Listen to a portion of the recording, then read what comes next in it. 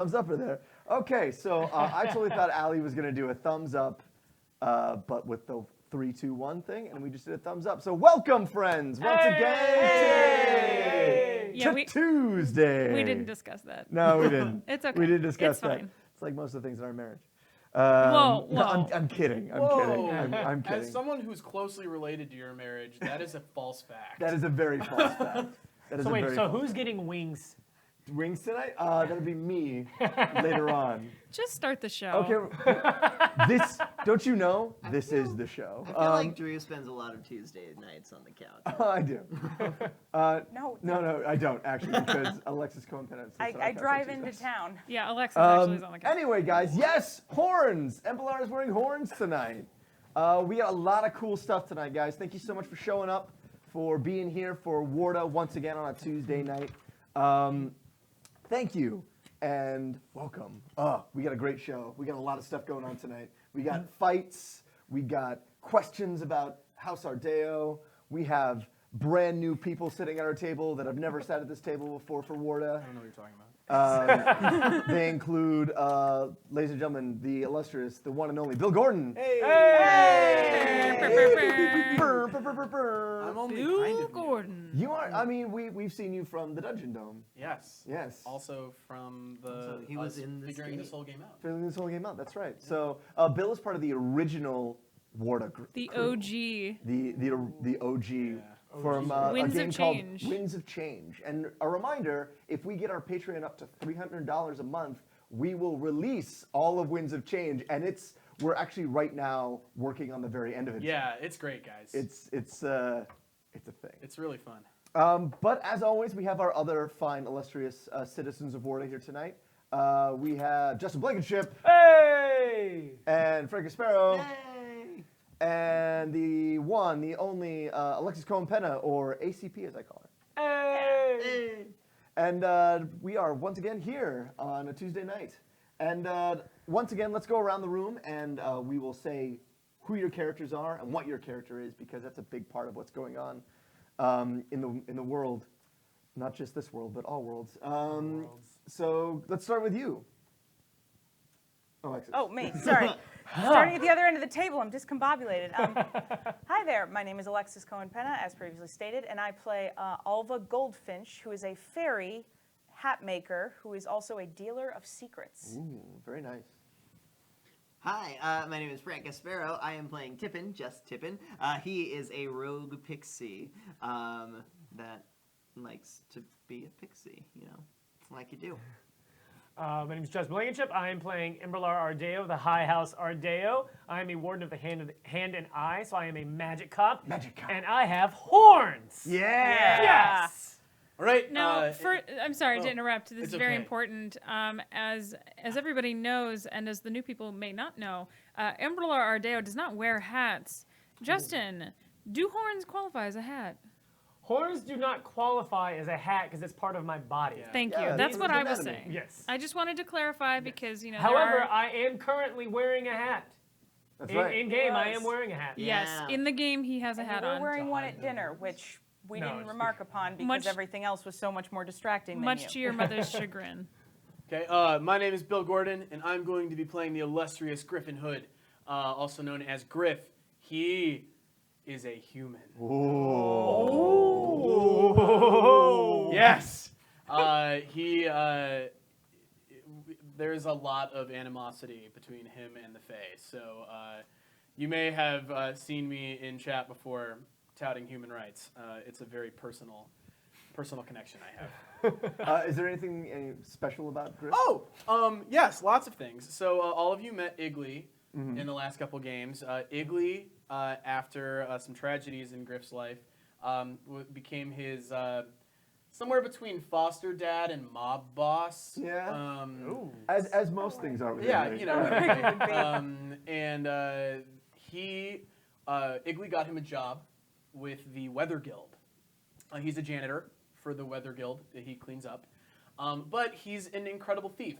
And because of that, he has been procuring bottled weather from the Weather Guild for years. And he may or may not use it in combat or in everyday situations. So he's a weather thief. So Yes. there we have it. Sweet. There we Wow. have it. So yeah, before we jump in, because we got a lot to do tonight. We got a lot of fighting to do. We got a lot of death to deal out. Cool thing is that I've been working on a combat system for this particular game for Warda itself, and we'll be kind of play testing that tonight a little bit. Yes. Question. I have a question. Yes. So on my old character sheet, I get an extra point of refresh. Does that translate to this somehow? No. Great. But you got. I want you to roll that d6. I'm gonna this one. Yes. Roll that d6. It's a 5. 5, which means Ooh. you get 3 other ones. Yes. And these are mine also. Yes, those 4 over there are also yours. Oh man. Dude. Are these what I think they are? Yes, they are the Good. fate points. Haha. Okay, so we have that. We have our players. We have our situation. Before we go, we need to do getting to know you. Getting to know you. Getting to know all about you. Just join in. Following it. I'm following it. It's very indicative of humans. It's like the fae are doing something. What am I doing? Really, because I believe it's the fair. Do something. Run. So our getting to know you tonight is your saddest moment. What was your sad moment in life? Part of your tragic backstory. Tragic backstory. Let's start with Tippin. And it can't be Remy, Tippin. Yeah. It has to be something It's else. gonna be separate. Yeah, from Tippin, Remy. stop talking about Remy. I'm Look, sorry. everyone needs to talk about I've been their mom. alive I'm for just kidding. 3 months. I'm just kidding. And it was a tough Real, time. real quick, so today I also did a lot of stuff, work on the calendar and everything, and I discovered what Tippin's birthday is. Tippin's birthday is Justice Day. Oh. Yeah. Whoa. It is in second summer. It's the second span of second summer on the 3rd day. So anyway, continue. Yeah, so Justice Day. Tippin's saddest moment sans Remy. I think his saddest moment has to be.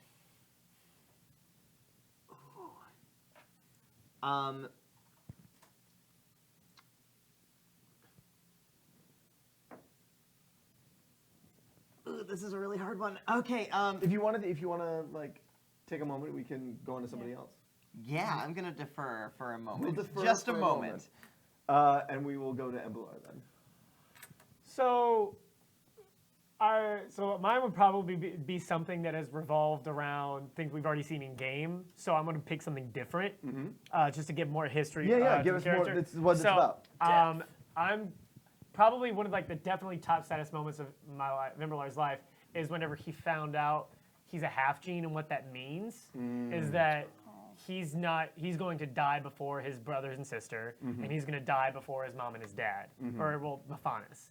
And so knowing that, like, because of that, like, he's a blip. Yeah, he's a blip. Like, he's not, like, trying to struggle with, like, what that means, and, like, he has to make the most of his time here, and he is still, like... Who sat down and told you? Oh, roll me a luck. Oh no. It was 100% your mother. It was. Oh, that's what I was leaning toward anyway. Yeah. Because she totally would be like, yeah, like, oh yeah, you're a half gene. You like your father's a human. I was like, can I meet him? Absolutely not. He's already gone. You'll never see him. You'll never get to meet him. And I honestly don't care about him. And Because she 100% looked at you and said, Embrilar, you are just a blip. We will go on long after you're gone. You will grow old and die, and we will look the same. You are not part of our family. she actually, and she included that she could, after I die, have an entirely other half gene son and completely replace me if she wanted to. Yes, that's exactly what she said. Yeah. You were like 16. Yeah. And that's gonna be hard, you know, having a short lifespan and all. Why do you think I'm friends with you? Like, we were totally, I get you. Griff. When Griff was 10, for a Freedy house, his family was indentured. It's not Ardeo. Let's say it was, let's call them Tristane. Tristane. The So Tristane House family. Tristane.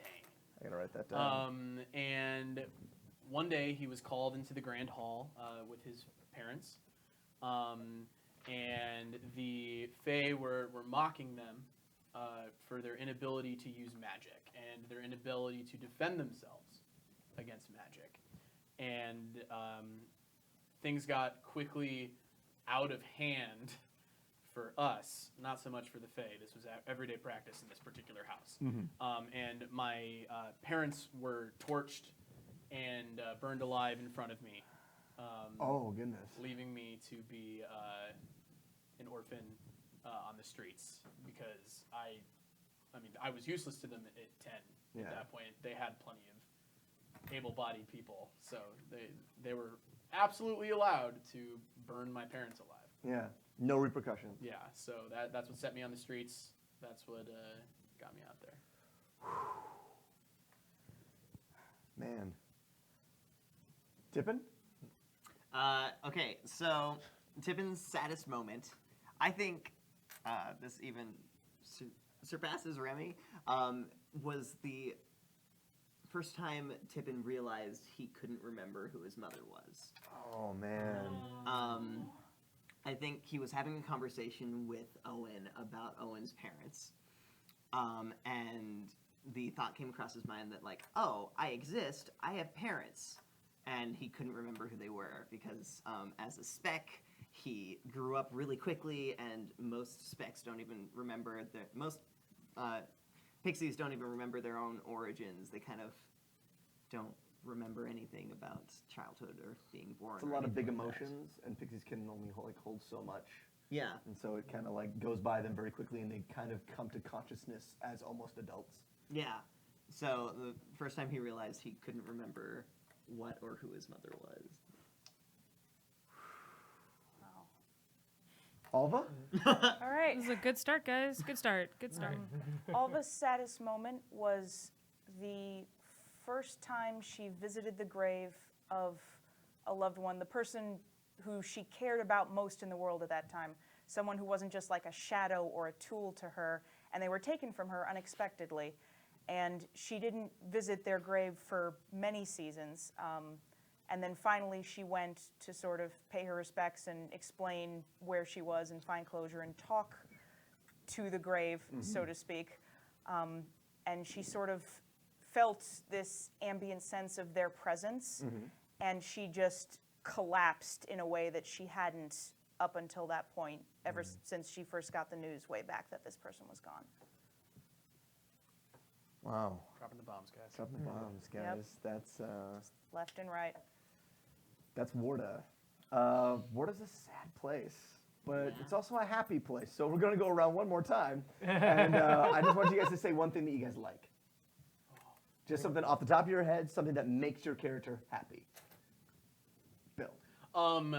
One of Griff's favorite things to do, to the point where he's compulsive about it, is if he ever sees anything that is just like perfect, like perfectly symmetrical or arranged perfectly, he has to just like move something. He has to. He has to. He can't. There cannot be perfect order. There must be at least a little. There's beauty in chaos. That's So awesome. there was one time in particular where he had snuck into, as we've seen him do prior, into a gala, and there was this beautiful pyramid of like champagne glasses, and he, when no one was looking because everybody was looking over elsewhere at the main event that was happening, he took just 2 of them and put them elsewhere in the room, and everything was right in the world. Very nice. Embrilar. Something that makes you happy. Sitting in nature. Nice. It reminds me of like sitting with Mephanis at the like on the Ondeo State, like outside of the house, being away from the steel and cold facade of my mother, and so being able to just like having moments to just like sit and relax and just like be a part of nature and just listen to all the sounds of life happening around me. That's great. Tippin. I think I've said this one before, but Tippin loves thunderstorms. Yeah. He thinks they're just so big in comparison to him. I'm you really like- gonna so- like your character. So you love that bed. Yeah, I love your bed. That's weird. But like, they're just like such a huge thing to him. Just in a size comparison, as well as like just the whole feel The of majesty of it, and it. Yeah, the it's power just like of it. he That's cool. gets lost in that kind of thing. People are sad that you didn't say Joe. Yeah. I mean, Joe makes me happy, but He Joe's just a met new Joe. development. He just met No. It's Joe. just a random like. Go. Yeah, random like. Alva likes the workshop at the Silk Rose Cafe and Hattery where she works as a milliner. She's the senior hat shop assistant, so it's designed per her own specifications. And she's even nailed bird cages, like flat roof bird cages, to the top of the ceiling because Alva doesn't trust the Pixie Messenger Union. She thinks they spy on people. And she. That's not wrong. So instead, she's stuck these birdhouses to the roof of the workshop, and Pixies, even more rogue and ambivalent than Tippin, live there, and she just constantly bribes them with food to send messages for her. So she has her own little pixie messenger. Yeah, but she just makes sure they're totally apathetic so they won't care what they're delivering. Sweet. All right, guys. There we go. Before we start, I got to go around. I got to do my thank yous as usual. First off, we're going to thank Allie for being on the ones and twos tonight. Thank you, Allie. Hey guys. I'm in And the we gotta chat thank- too for questions and comments. Yes, chat. If you guys have any questions or comments or concerns or anything else, please let Allie know. Please join us at welcometowarda.com where you can find out all the new stuff that's coming out. And be sure to check us out on iTunes we are continually putting out 3 episodes a week right now of Warda Curiosities. And we'll put these out when we get to that point as well. Need to thank you guys for being here tonight. I know you guys have stuff to do, so thank you guys for coming out and being a part of this. Without you, it's, again, just me in a basement. And last but not least, we'd like to thank James D'Amato of the One Shot Network and just the whole network in general, because again, without them, we'd have no basement. It'd just be us out in the streets. With no live stream. Being crazy. Yeah. Live stream. And last but not least, I should need to do a thank Brian Lemke from the Bristol Renaissance Fair, who donated Embrilar's horns. Whoa! So if you are Thank at the you. Bristol Renaissance Fair, you can go to his shop. What's his shop called? Should be called Wild Things. I You wrote it down? You wrote it down? Bristol's a great Let's place to see. The Yeah. The Wild Things. Wild Things. They sell clay horns and ears. They're lovely, and you can visit them at the Bristol Renaissance Fair every Saturday and Sunday from now until and including Labor Day Monday. Indeed. And anything from you, Allie? Oh, I was just going to add, I've said it in the chat already, but just to remind everybody, I will be at Gen Con this weekend with the One Shot team, hanging out, doing stuff. Come find me, introduce yourself. Let me know who you are on the Twitter and in the chat so that I know who the heck you are, because I don't know who everyone is. But I'm really excited to meet everybody, and I will be at the One Shot fan meetup Saturday night as well. So Very nice. Very nice. we'll see you there. So we'll see you all at Gen Con. Allie will. I won't. And without further ado, you guys ready? Yep. Okay. 7 of these. You do. You do have 7. Good. Use them. Use them good. Let's start. And there's no cold open. So let's just jump into the intro. Whoop.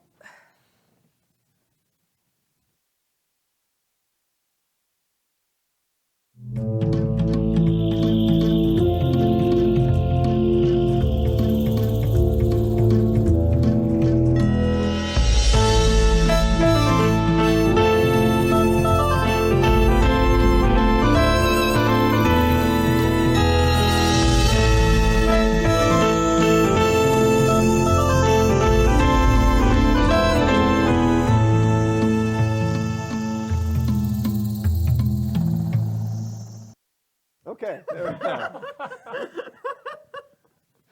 I'm learning things. This happened.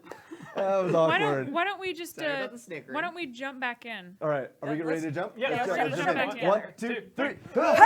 Here we are. All right. As always, we begin high above the city of Amangrad. Below us, we see the city in a million of different lights. We see roads and highways, and we drop like a stone from the sky with the moon high above us as we head down into the city. And we come immediately upon the Ardeo estate. But we don't stop and look at it, we go straight through it, and we come right down on Embrilar, right in the middle where he sits by a pond. He stands by a pond. There we are. Embrilar, this is you, right there. That's me. That's you. I'm the E. You're the E. You're standing next Cool. to Mildred. Me and Mildred. In front of you is Connor Okay. and Shark Nayati, and then 5 thugs. Okay. Tippin, you're in the trees off there by the jungle. Alva, you're there in the trees as well. And I believe you attacked Shark Yeah. Man. I did. I pulled him in, covered my hand in fire, and then put my hand, as I need him in the stomach, it kind of similar to what he did to me. Not nearly as strong as he did, though. And then just Sauron and just like hand of Sauron. Hand on the face. So he Yeah. he really like to do screams, that. I do. and at that point, your alarm goes off. Chaos erupts. Things are happening, but before we roll initiative, I guess, Yeah. which is a way to go on about it. Griff, Yeah. will you please describe what you look like and what you're doing? Okay. So what is your desired proximity of me to this? Wherever you want to be. Okay.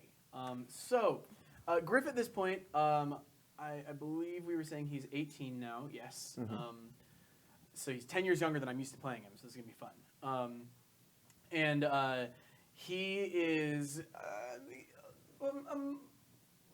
like kind of like a gymnastic-y kind of build. Like he's a little lanky, but he's lean. He's had to remain in shape just to survive. He also doesn't eat a ton because human. He's a little dirty. He's got kind of scraggly blonde hair. At this point, I imagine he's maybe just started to try and grow facial hair. Can't do it though. Not effectively. That's his curse. And he has a hood, as you'd imagine. He's got like a green hood that he wears, and he also has kind of your typical like just thief garb. So the hood's with a cloak. He's got, but everything moves well. Like he's not. There's no like his cloak is tight. There's no like cape accidents. Yeah. That are gonna be happening here. And he's got like brown boots, green pants, like brown green shirt, and he's got a coat. He's got a bigger coat, and inside that coat is where he keeps most of his bottles and vials and jars. Cool. Of weather. Very, very cool. Where is he? I imagine that he would have to be on the veranda. Okay. Only because the reason he has come to this house is because a particular individual whose name is escaping me, Syndra, has direct ties to the Weather Guild, and I have heard recently that she has a couple of particular volumes of a few books that I'm trying to get my hands on, so I can learn how to contain greater, what's the word I'm looking for? Intensity? Oh, well, yes, intensity, but meteorological events. So like right now, he can only go so far. He's not gonna like hold a blizzard in anything because he doesn't have the know-how or the ability to do that yet. So this is his first steps into figuring that out. Sweet, sweet. So you are on the veranda. Can I roll a burglary to see if I got the books? Yeah, let's see. Let's roll. Roll to see if you did it. Do I have to go in there? Yeah, why not? Cool. If you can. Oh, well, we can't see it right now. That's okay. It's okay. I'm gonna use a fate point because Okay. I can. You can use the both of them. Tell us how. Tell us what you're doing. It's because I have nimble fingers. Okay. And because of that, that gives me a +5. +5. Man, that is a good roll. I'm going to say you did. You were able to grab. Roll me a d6. It's right in front of you. 2. You were able to grab 2 books. That's how many I thought there were. You were able to grab 2 books. One is Syndra's textbook. So, like, it's a advanced level weather textbook that It's she. like the grads. Yeah, grad student textbook. Yeah. Okay.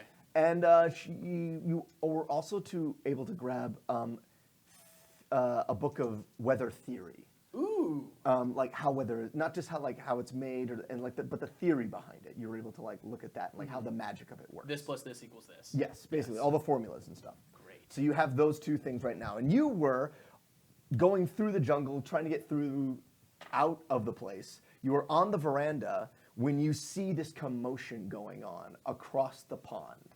On the pond, there's a bunch of metal water lilies with lights on them. And there's a couple of lights in different places, but this is mostly in shadow. And you see that there are people shouting and stuff like that. And just as you were about to leave, you saw fire erupt and someone bring their hand down on another person. And there was screaming, and things are going down, basically. Okay. Can I see everyone that's there? You can see everyone who's here. Can I see her? Roll, she's in the woods, but her alarm spell just went off. Okay. And I would know that alarm spell. You would know that that's a generic alarm that Fae can use. Okay. I guess at this point, there's an Ifriti out there. Mm-hmm. Not a fan. Mm-hmm. Trouble that I don't need to get involved with. And there's an alarm thing going off. So I don't know yet that Iggly's assistant friend is there. You don't know that yet. So I'm just going to get closer. Okay. Also, how are the lilies organized? So the lilies are metallic. They're about the size of like a trash lid. Yeah. And they are anchored to the bottom of the pond, from what you can see. And they obviously have some sort of light source, and that's the way that they're sitting there. Great. So then what I would like to do is stealthily jump from the veranda into the pond and then smash one of the lights. Okay. Roll me a stealth. Make sure nobody sees it. I also have a question about the lights. How big are they? They are light bulb sized. And are they made of glass? Yes. Excellent. What is this? That's nothing. It's a nothing? +3. So +3. You do a +3 in stealth. Yeah. The lights are decorative, normal lights. They're decorative lights. +5. I love being a human. Spend them if you got them. Okay. Yeah. Nobody sees you. So you like a silent snake. So I don't want to necessarily smash the bulb. I think I just want to unscrew it and pocket it. So this is what it looks like. So we see the veranda and we hear the commotion that's going on, and we see Griff slip into the water, and we see Bear he's above. Navy SEAL. You just see his eyes, and the camera is focused on him, and we watch him come, and then he disappears, Yes. and then we see a little hand come up and take it, and then we jump over to you guys. So shit's going down. Well done. Now Tippin's Tippin has a plan. Tippin's not anywhere near me, is he? Tippin is. Or I'm foliage is in too this deep? area. You're in the same area. Tippin, you can see where she is. Okay. Tippin already has a plan. So Here's what we're gonna do. I'm gonna have everyone roll d6s because d6s have numbers on them, and I like them. Can someone toss me one? I'm out. Thank you. I'm gonna roll for these ones. I'm assuming the one-shot side is... It's a 6. It's a 6. I thought it would be a 1. Who's got a 6? I do. Griff's got it. For one shot. Who's got a 5? Anybody got a 5? Nope. That would make sense, wouldn't it? One shot. Anybody got 4?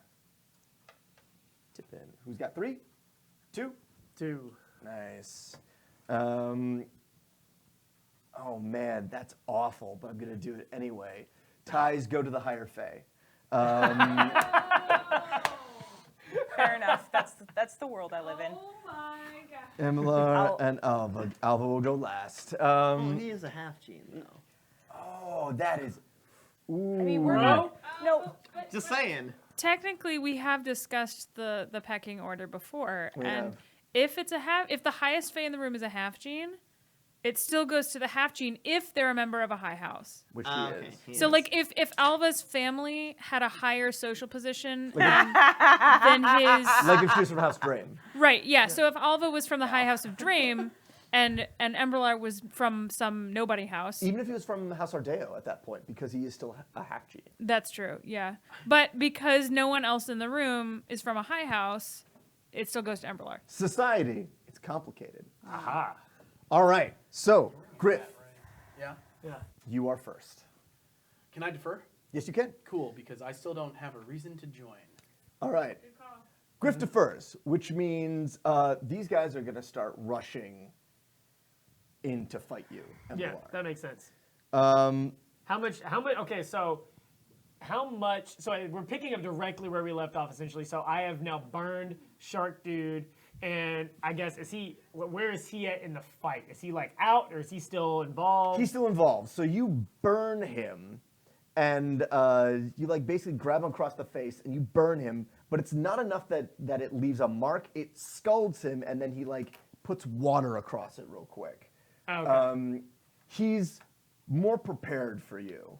Yeah. And so he comes up. So he comes up and immediately reaches across his back and pulls like this curved blade. And it's what? Yeah. Does he have gills? Yes, he does. Good, thank you. And he pulls a curved blade and I think he's gonna swing at you first. That makes sense. So both of you I want you both to roll a fight. So this is how are you going to fight him? I'm going to throw fire up in his face to blind him. And So it's and then- magic. yeah, and then So- to get out of the way. So it's a magic fight Yeah. against him. So he's going to Yeah. I got a 6. 6, and he got a 6. So it's a tie. Oh. So basically what happens is he pulls this curved blade, you move in to Yeah. like close the distance, and there's fire back and forth, and he like blocks it with water back and forth. That makes And so the two of you are like moving across and fighting. Yeah. Are we moving closer to the hedge wall, closer to the bushes, or closer He's moving to to the pond. He's of course he would. Yeah. So we're moving back. So there's Mildred dances out of the way. She's going to use her turn to dance out of the way. So Okay. the two of you. So Mildred, she's now here. Shark Boy, you are here. Shark Boy is here. and then who wants to be lava? So can I be lava girl You then? can totally be Lava Girl. Yes. Wait, can we call the first shark guy Shark Naughty? Oh, I wanted to say Because it- shark bait. Ooh Oh, ha. we could do that too. His name That's- is, we'll call him Uha. There you go. Ooh-ha. Uha Aha. Ooh-ha. Uha Aha. That's Hawaiian. And so the two of you are going back and forth. Yeah. Connor sends his dudes in.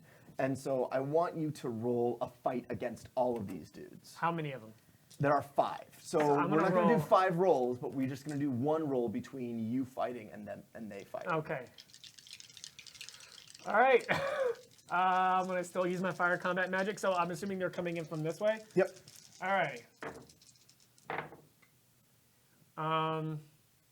What'd you get? So they got. You got. Because I might use a fate point. Because I'm at a 4. Gotcha. Okay, they rolled a +1. Okay. So this is what's happening. You're fighting this shark guy, Yeah. and he's pushing you back. Both of you are evenly matched going backwards. So we're both kind of like sideways moving toward the pond. Moving towards the pond. And then these guys try to surround and jump you.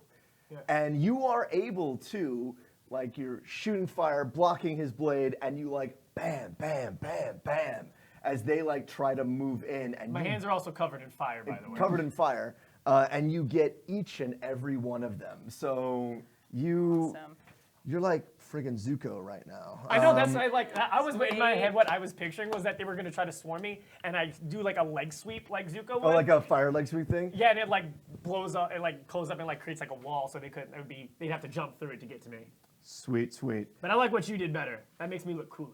I'm just gonna say it's a 1. Never seen you with a spreadsheet. And so This is official, guys. you get each We're on of the internet. them. Stuff's getting real. You had a what? You had a 4? Yeah, 4 total. So it was what? A total of 3 because they got a 1. No, 1, 2. Yep. So it's a 3. So basically, what happens is you No critical hit. Damn. you don't critical hit those guys. I'm gonna say that each of these dudes.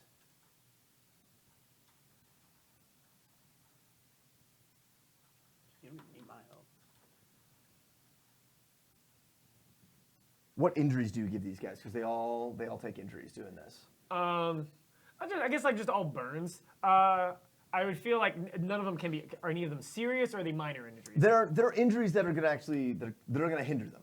Okay, well then I guess 2 of the guys I punched in the face with my flaming fists of fury, and they so they're definitely they're gonna be have burns. Their eyes are gonna be burned, so like they're probably blind in one eye. Maybe I think I got one of the guys and I snapped his arm. Sweet.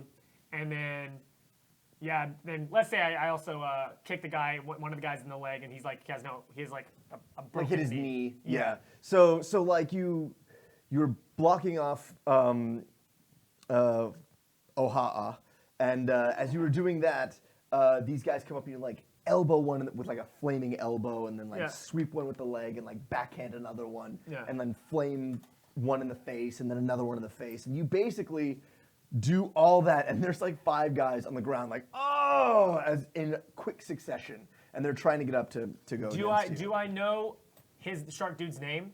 Can I know his name? Oh man, roll me a luck. I'm gonna see if you know it or not. No. No, you don't know Darn. it. You don't know him. Absolutely. Well, then I ask him, "What's your name?" So basically, as you get to like fighting, you say like, "What's your name?" And he's I'm gonna say he has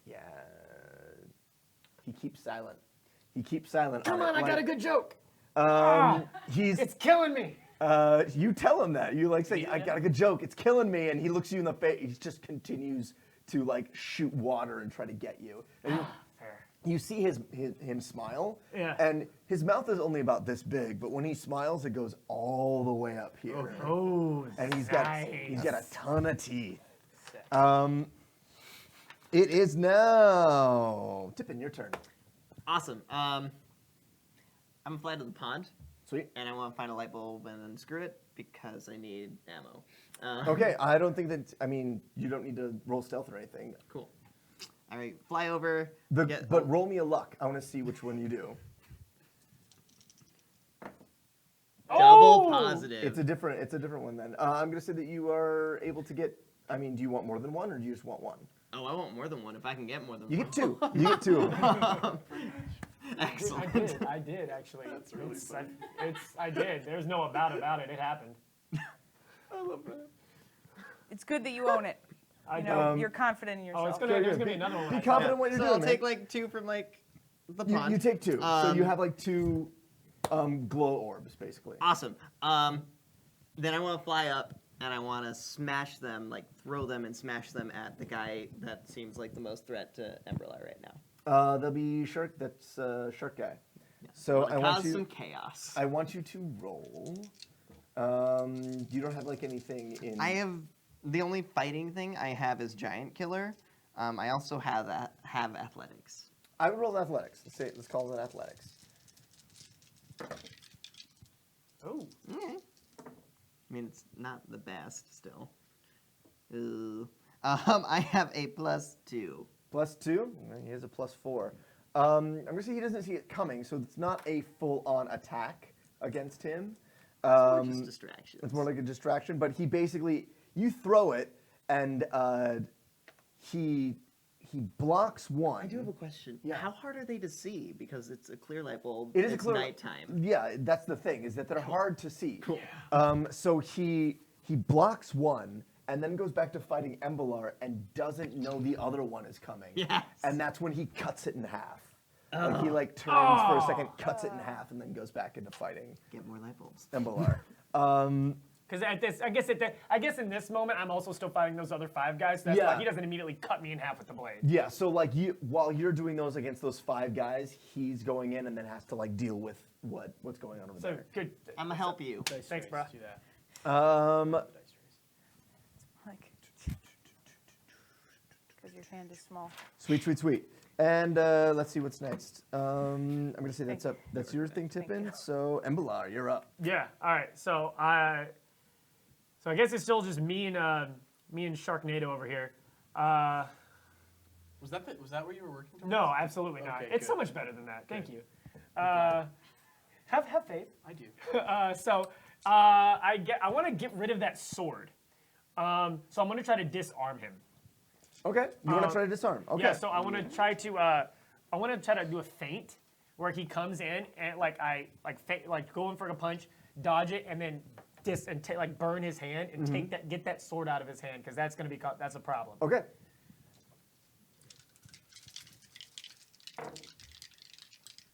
Let's fate point. Well, you roll. You don't get to see his roll. Yes, I'm gonna do a fate point. I didn't like how I rolled anyway. You should keep the medal. Drew, what is the climate of the area we're in? Tropical. Oh shit! Thank you. That makes my life easier. All right, so that is a 3. Sweet. So as you guys are going back and forth, you finish with those guys as he cuts that thing in half, and so he comes in, and this blade is it's kind of like a scimitar looking thing. Yeah. And he's like swinging it around at you, and the both of you go in for this fight, and you get back into the thick of it, and you're basically deflecting with your flame hands, and you go in to take and disarm him, but as you do, you grab his hand, he drops it, picks it up in his other hand, and cuts you. Yeah. And so you had a 3. Yeah. Okay, so it was only by 1, which means takes half. So you take a hit. I'm just gonna mark. I'm just keeping Yeah. track of you back here. So you take a hit, and that's it. You just take a hit for it. I don't take an injury, just a hit. Just a hit. So Okay. there's no injury, just a hit. So basically, you're able to step back at the last second, and it cuts you, but it's one of those. Yeah, like a. Yeah. It's a scrape. Yeah, got it. And he has it in the other hand, and then drops it and takes it in his other hand, and Yeah, is preparing for you, ready. He basically does the whole. nice. And I again met her. What is your name? Tell me. I want to know his name.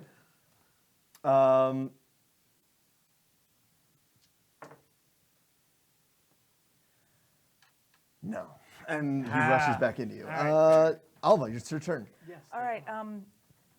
Am I within range to shoot off a force spell, or do I need to get closer? Oh no, you're within range. I mean, here's what's going on. So basically, these 5 guys are They've moved. they're perhaps. hurt, but they're here. Mildred is closer to you, and then Connor is standing there. He's basically going, "Come on, it's just one man. Just take him." Oh, he is standing Mildred still? behind Connor? Mildred is right here. Is Connor facing Mildred at all? Connor is looking at the fight. Okay, so yeah, Connor's just watching what's going. This is actually kind of perfect. I would like to force pull Mildred so that it makes her fall straight backwards, so her head smacks against presumably some pavement or something hard. Cool. Mildred is bad. Mildred is bad. I didn't realize that. So I want you to roll an Arcanica. Because it's not really an attack, it's more something Yeah, you're trying to do. It's a pull. I'm gonna think for that. Yeah. Okay? What are you going to use for your aspects? Oh, aspect, they deserved it. Oh, no. Perfect. It's true. It's a little better. That's a 2. Okay. So you reach out and basically grab the back of her hair. And she lets out this, "Ah!" as you pull her back.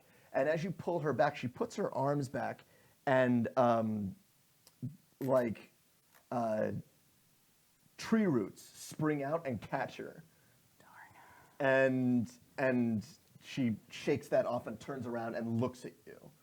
And so she sees you through the trees, and she's gonna run at you. For that next time. Is there anywhere you want to move, or what do you want to do? Do I have another action? You can move.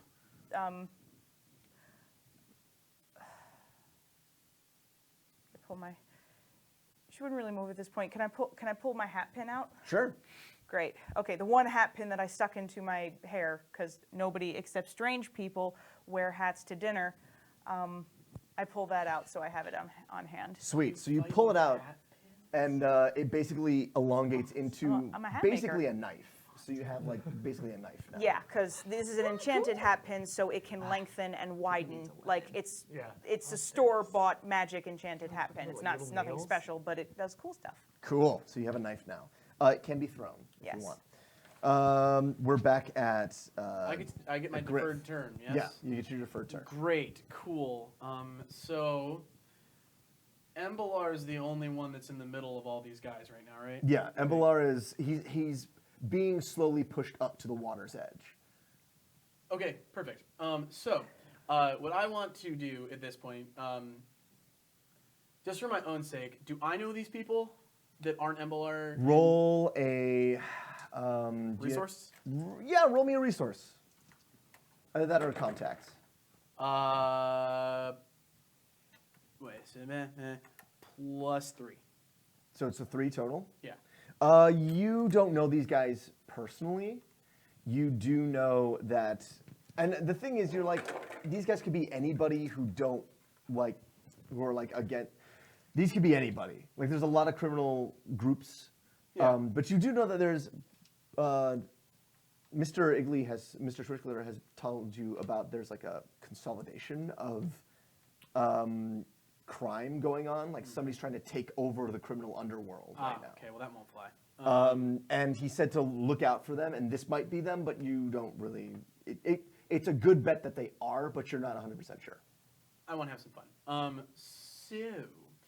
What I want to do is I want to swim to right behind Embrilar, and I, under the water, want to open up one of my jars. For those of you who are not familiar with my home-crafted style of magic, I have vials, which have basically air types of hot and cold. I have jars, which have very basic types of weather, like drizzle or like a gust of wind or something like that. And then at this point in my life, I have only managed to accrue a single bottle. And bottles hold stuff like lightning or like a very cold burst of air or something like that. What I would like to do is open one of my jars that has a pretty awesome gust of wind under the water. In theory, to splash the water onto everyone on the other side of Embrilar. Cool. Roll me a Mechanica. Question. Yeah. That's a thing? Mechanica? Using Mechanica for the jars? Yes. Isn't that what we've always done? No. What have we done before? I mean, a lot of times it's just been like a spell. Okay, then I mean, I can move things to do that. That's not a problem. I'll just change 2 things. just because I can't have you roll an Arcanica because you can't do No, magic. okay, Mechanica it is. I'm just changing things because now the rules are slightly different. It's fine. Mechanica, resources. Great. Okay, I'm rolling Mechanica. Sweet. Don't need that yet. I'm gonna use this guy. So that's gonna be +5. +5. No, +6. To soak everyone. Yes, to use it in that way, Okay. and hopefully not to get any water on it. Because it's a +6, I'm going to say that you are able to basically send a wave of water over Embrilar. Basically, and it goes right over you, and so like he's fighting Shark Dude, and as the two of them are fighting, all this water lands on. I'm going to say everyone but Shark Dude. So Okay, that's fine. Even Connor? I'm okay with that. so I have it plans hits for him. all these guys right here. Yes, of course. It's gonna hit all of those people that are behind Embrilar, that are basically in a semicircle, that are getting up from being. This is Embrilar. This hit. is the Shark Dude. This is everyone getting hit. I'm gonna say that Connor also gets hit. Connor does also get hit. And I believe It's my your turn again. Yeah. Yeah. Good. So, what I would like to do at this point is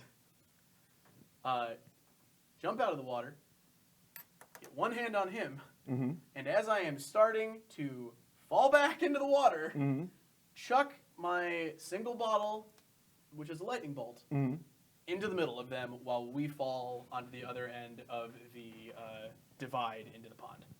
Okay, so you basically leap out, take him, and then roll back as you throw. Yes. A bottle that is filled with a single lightning bolt. Okay. Sweet. Roll me a Mechanica to do that. I will do that. Those are my good Actually, things. do you have athletics? I do have it. Roll me athletics, because that feels like a more athletic thing to do. Or physique. Oh, Physique is. I have physique. I have acrobatics. Do that. Okay. Cool. Yeah. Just because this is really cool, and because ingenuity is the most powerful magic. 2 plus 4 plus 5. 5. Okay. I'm going to roll for these guys.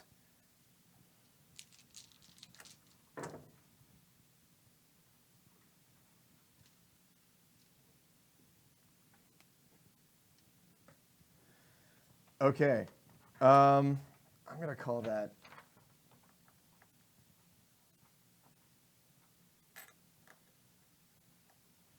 So what happens is, Embrilar, so your point of view of what's happening is basically you were fighting the shark guy, and all of a sudden this wave came out of nowhere and washed over everyone. You're Yeah. like, what the? And then arms reach around you Yeah. and then pull you back, and you're like, what? As this bottle with this faint blue glow in it goes hand over end, and then and as everyone's like, oh, what the? It lands right there. Yeah. And there's this explosion of electricity. And at the last second, Connor, he basically reaches up and pulls up a rock wall that raises up like around him. Yeah. And it bounces off that. But all 5 of those guys, the last thing you see is like them gyrating and Yeah. burning basically, and some of them, one like half of his face turns to ash, and you see some of them catch fire, and you get the idea that these dudes are dead. Oh, yeah. Those are dead people. As you go underneath the water. Yeah. Question. Yeah. I'm here.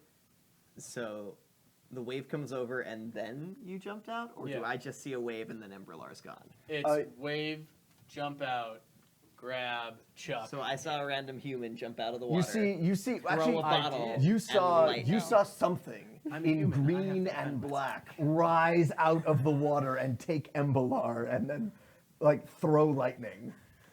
And yes, Griff just killed some people. Yeah.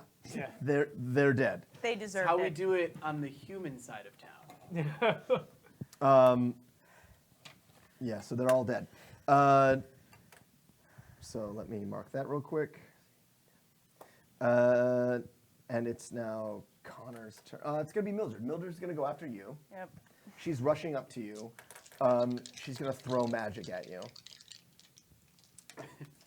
Damn straight zap dynamic. I need you to roll me a counter Arcanica. Damn straight. Counter Arcanica, so that'd be a 1. A 1?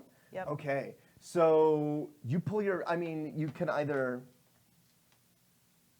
Okay. What does she have? Hold on. Oh, actually, she's not gonna do magic at you. She's just gonna run at you and try to fight you. So as she's like, she basically flips herself around. She's still in her like nice green dress. She like rips off the skirt part of it, and so she's just in like bloomers.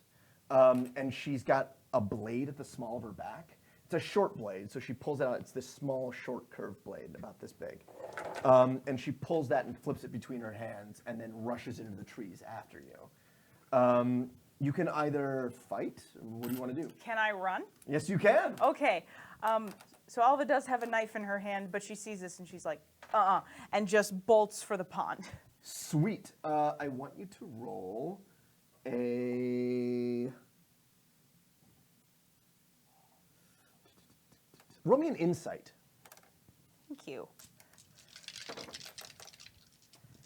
Okay, 1, 2, 3. So that would be 4. 4. Sweet. So you run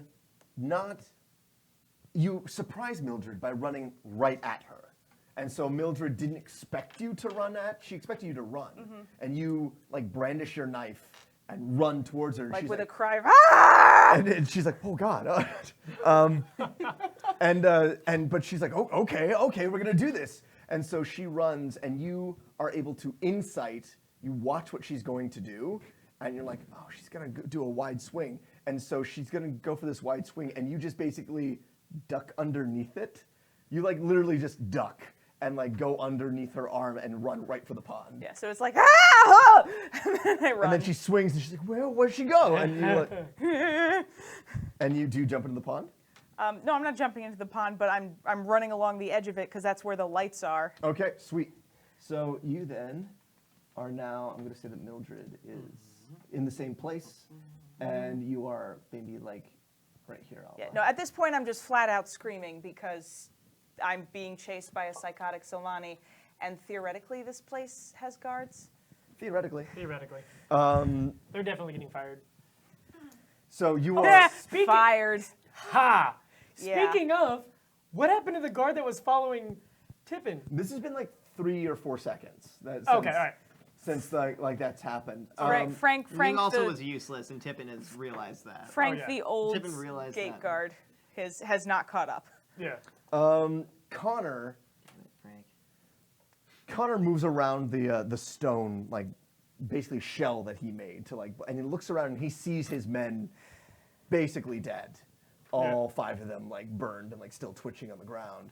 And he sees Shark Guy, and he looks over and doesn't see Embrilar. He's like, "Where'd he go?" And Shark turns around and goes, "I don't know."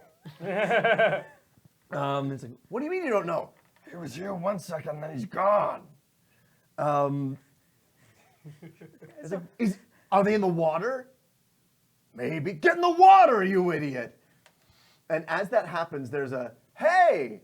And they both turn around, and there's Frank with this lantern. And Do I know Frank? I can't see him right now. I'm in the water. And Connor looks at Shark and goes, "Go get him!" And he turns around to Frank, and he fights Frank. Oh no.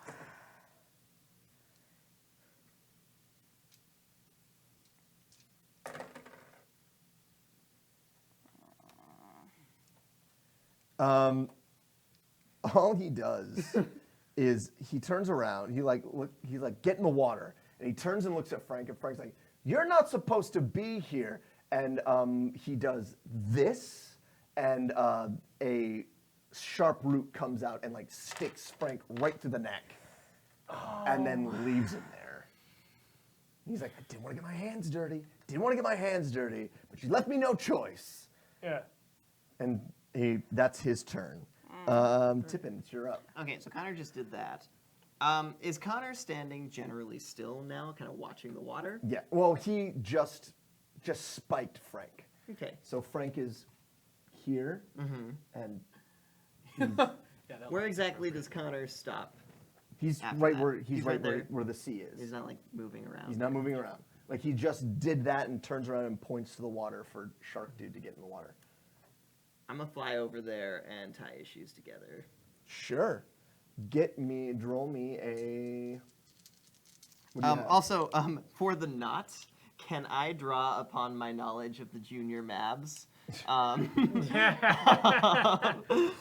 for some knot tying skills? Yeah, sure. Why not? What skill are you gonna use? I would say academia for the knots. Sure. Let's do that. Tippin knows things. That's still a 3. A 3. I'm gonna say it's not hard because he's not moving anywhere. So Yeah. you basically, and it's dark and he doesn't really see you. So you shoot down, and he's got boots on with like, he's got laces, and you're able to really quick tie his shoes. Is there anywhere else you want to go? Do you want to just stick around there, or do you want to take off? I'm gonna go back to the pond because a green monster that throws lightning just took my friend. So I'm gonna do that. Sweet. Do you have an athletics or like a physical? Giant killer and athletics. Roll me an athletics.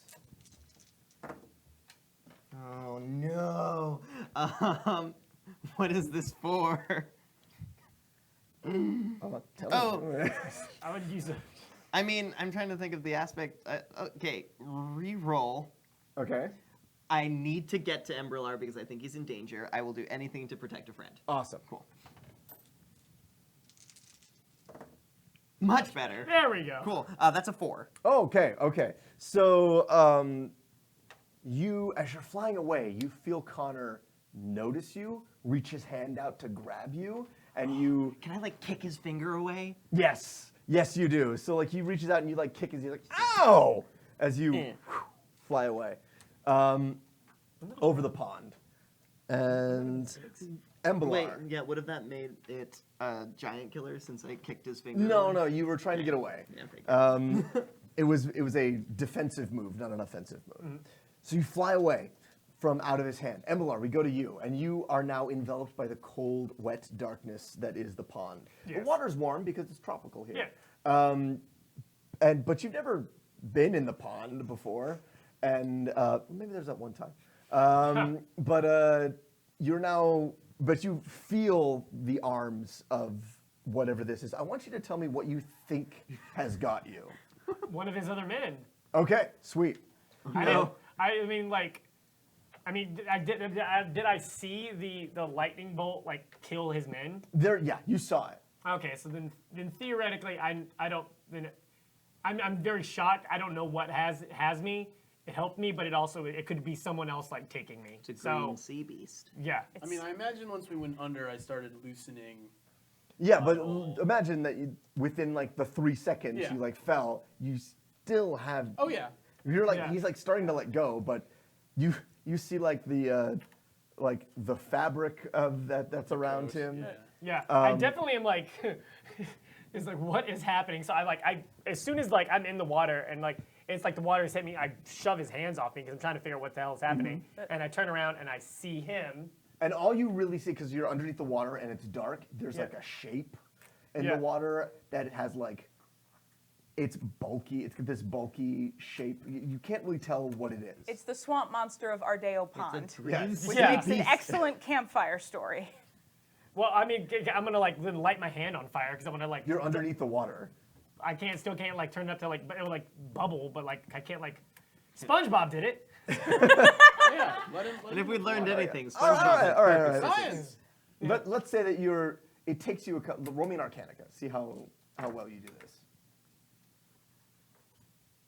Not well. How Zero. not well? 0. 0? You try. and like Yeah. it Bubbles. obviously heats up, but there's no flame. Yeah. And you're just basically boiling the water around your hand. Yeah, that makes sense. Well Uh, then, I guess swim away. Okay, so you It's not a good idea because I know it's him. I'm gonna swim to the surface because I don't know who he is. yeah. Okay. So you swim to the surface. It's but I don't know what he is. I'm like, ah. Have you ever been in the water with something that you didn't know what it was? Not me personally, but it sounds terrifying. Oh, it is terrifying. It's terrifying. I don't know absolutely who's grabbed me. It like I can't see him. I can't tell who it is. It could be.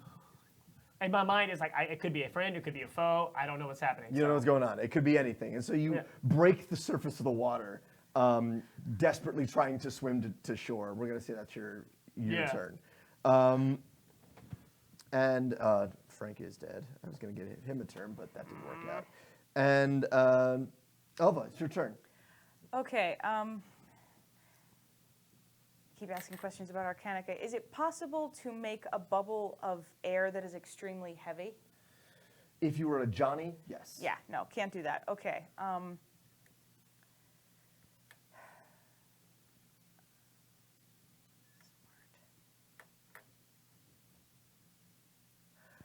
Okay, so I'm running and screaming, and I'm going to swing my arm around in a backward motion and release a big force pulse. And it can catch me too if it needs to, but basically I want to use the fact that we're running in this curve, which means we're kind of at an angle just to keep up speed. I want to use that gravity to enforce this force and dump at least her and possibly me into the pond, but Cool. at least her. Roll me an Arcanica.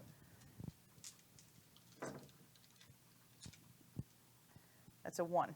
Okay, so you go to do that, and you basically, you create a gravitational field basically around you. Like you make yourself and everything around you heavier. You point at one spot, like as you're running and you're like dashing around it, you point at a spot and you basically put all your gravity there. I'm going to say that she doesn't, but you do. You go into the pond. Very well. So you're like, it's going to be both of us. No, it's just me. And you tried to make it envelop everyone, but she's just a little too far back. And so you immediately go right into the pond. I have to do this. Alva doesn't fucking know. Oh, she doesn't know how to sorry. swim. Alva doesn't cagging know how to swim. Alva Kagging There's doesn't no know how way to she would have swim. learned. Okay, Alva can't swim, and she's now in the water. Can we move the dice box back under the Yeah. if we're not using the map? No, Because- we're using the map. Yeah, we've just used it. We've used it a ton. Why don't we do the Oh, yeah, there we go. Whoa! What? That's a really good idea. Sweet. So she's now in the water. Griff, it's your turn. Is it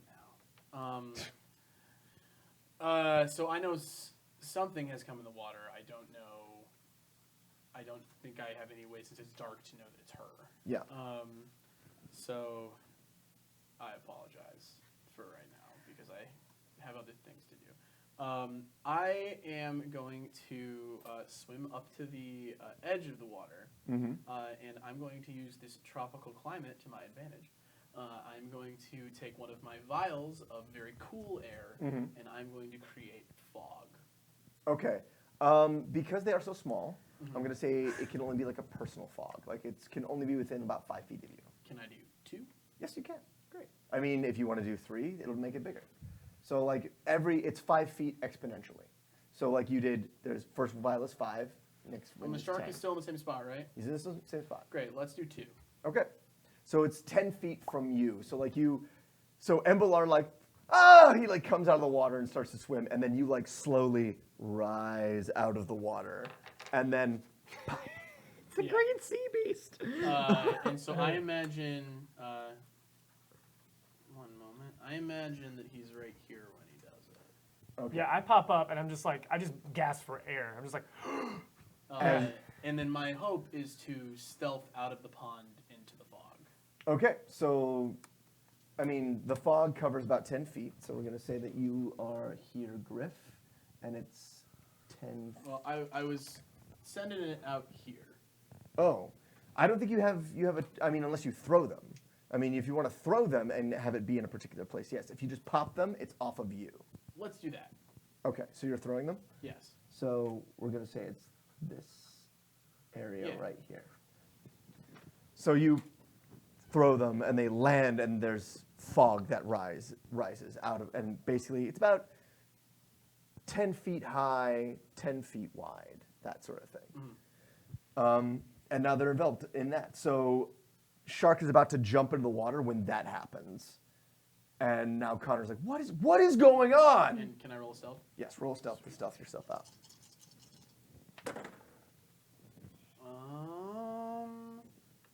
+4. +4? All right, you are stealthed out. I'm going to roll for these guys so you can see you.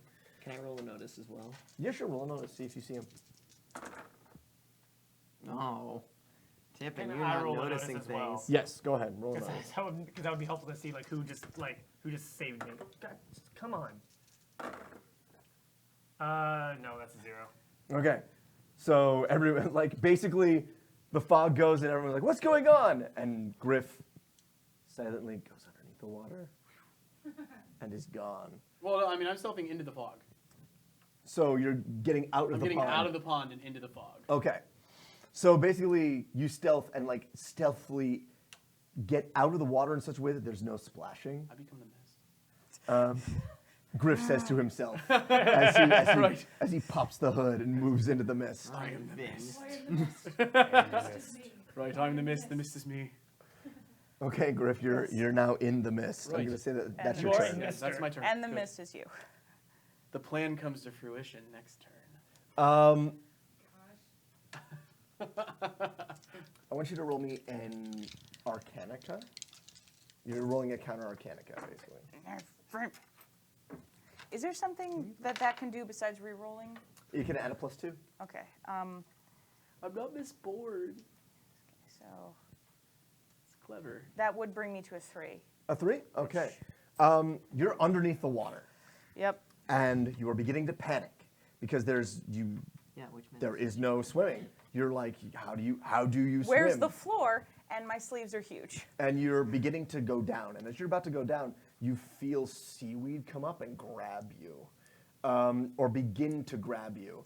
And the camera cuts to the edge of the pond, and there's Mildred, her eyes closed, like moving seaweed underneath. And as she's doing that, you're down there, and you still have your hat pin. And you are able to basically push the water out of the way, and you sever the seaweed. So Okay. you're good, but you're still underwater. Underwater. Can I move at all? This is her turn. Gotcha. Right. So that's what's happening to you right now. Okay. So that's happening. Connor's in the mist. Connor His doesn't. shoes are tied together. His shoes are tied together. Good job, Tippin. Connor trips. Yeah! He's like, what the cag is? Oh! And he lands. I'm gonna say that he spends the rest of his turn untying his shoes. And I used a He was great not knot. a, It was from the 3rd chapter of the Junior. so There's so an intense eventually junior he's in It's the part of getting the badge. and he's trying really hard It's the last to. knot you have to do to get the badge. He's trying really hard to like get it up, and he's like, he pops a knife and he like cuts his shoes and takes off his shoes, and then stands up. And that he spends his whole turn doing that. So Tippin, it's your turn. So, can I see Mildred with her eyes closed casting spells? She is obviously doing that. I'm not even gonna say you need to roll. I'm gonna knock her out again. Roll me a giant killer. Also, can I tell that she's doing this to attack Alva? You can tell that she's doing something. I don't know if you saw Alva go in. Okay, can I roll a notice to see if I Sure, did? roll a notice, see if you saw Alva go in the water. Man, that's still a 2. That's enough. You saw that she went in. Cool.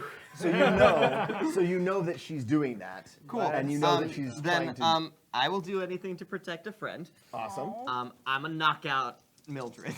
Go for with it. some giant killer. Cool. That is a 4. 4. Okay. Oh my god, if you knock her completely out again, I hope she loses her memory. that would be No, insane. I have questions. I mean, this is Tippin's personal hope. He liked the Fair pain. enough. Okay, so this is what happens. He needs another pawn in the pixie rights movement. You love pixies. Yeah, man. Oh, that's a bad sound. I don't know if it's bad for me or You Mildred. just killed her. I mean, also acceptable. So what happens is Mildred is you see that she's got like the sacred geometry out, and she's moving things, and she's got her eyes closed. She's concentrating very hard, and the camera is on Mildred as she's doing that, and she feels herself grab Alva, and she's like, yeah, and she begins to do it quicker, and then there's a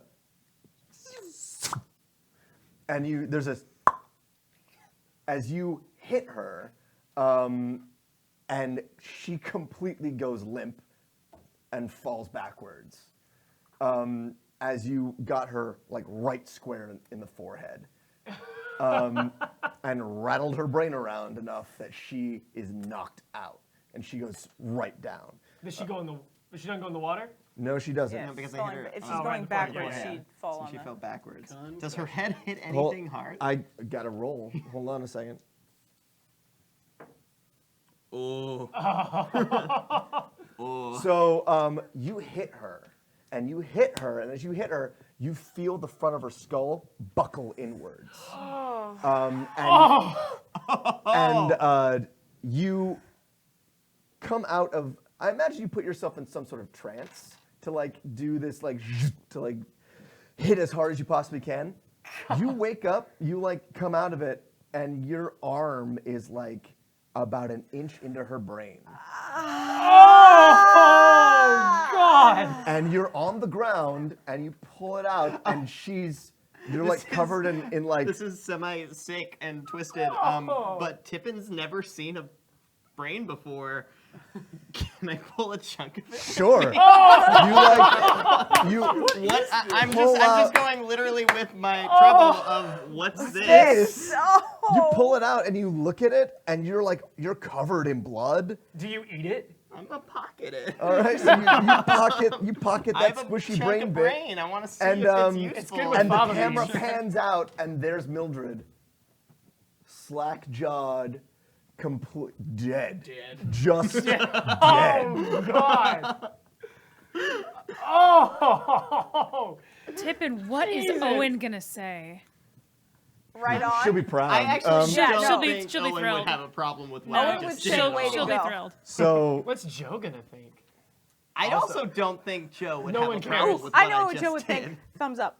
Thumbs up. so that's all right. Oh, just She's- wait. The she's question dead. is, did Connor see that? No, he's in the in the fog. fog. He's just gonna see. Oh! Anytime is Embrilar, true. Embrilar, it's up. Always. Alrighty, so I'm also in the fog. Can I see? I know where Shark Guy is, right? Did you? Because you're in the pond, I'm in the pond right here. which means you're right at the wall of the fog. Okay. If you want to get back into the fog, you totally can. Okay. I'm gonna roll to see because I didn't see him come up. Did I see him get out? No. No, I didn't. Okay. Well then, Because you come out of the water, and then this fog begins to rise off of the. You're like, what? well What then the cag I'm is not gonna happening? then I'm not gonna get back into the fog. What I'm gonna do is I'm gonna stay in the water, and I'm just going to shoot a bunch of fire into it. Cool. I wanna Roll me try an to- Arcanica. Yeah, or fire combat magic. On Arcanica. Because No. you're not combating anything. What did you roll for this particular? For the stealth? Yeah, for this fog thing, which was the stealth, right? It was a 4. Was it 4? Okay. Just on Arcanica. Just an Arcanica.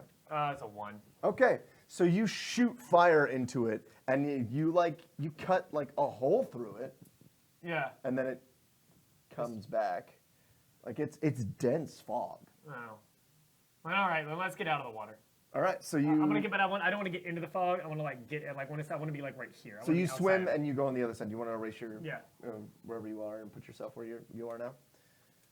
So you swim over and come out there. Let's see now. Alva, it's your turn. All right. I'm under the water. Do I vaguely know which direction I came from? Roll me a luck. Okay. Yeah, I'm gonna say that you sit there, you think about it, you try to calm yourself down, you're running out of air, but you calm down and you realize that way's up, this way is down. You know it's down because the plants came from the bottom to get you, so you know which way is up. Okay. So I came from there, and that's up. The exact opposite diagonal direction, pulse of force. I'm going to try and blast myself at the very Sweet. least into the wall Nice. of the Roll pond. me an Arcanica. I approve. Yeah. Yeah. Yeah. That's 3. So Tippin, as you're sitting there, putting the brain back in, you're like, I'm gonna put this away. What is There's a splash of water as Alva is thrown out of the pond. Yeah. And you land, Alva. I'm not gonna say you damage yourself or anything. You basically landed a roll, and now are sitting soaking wet on the shore.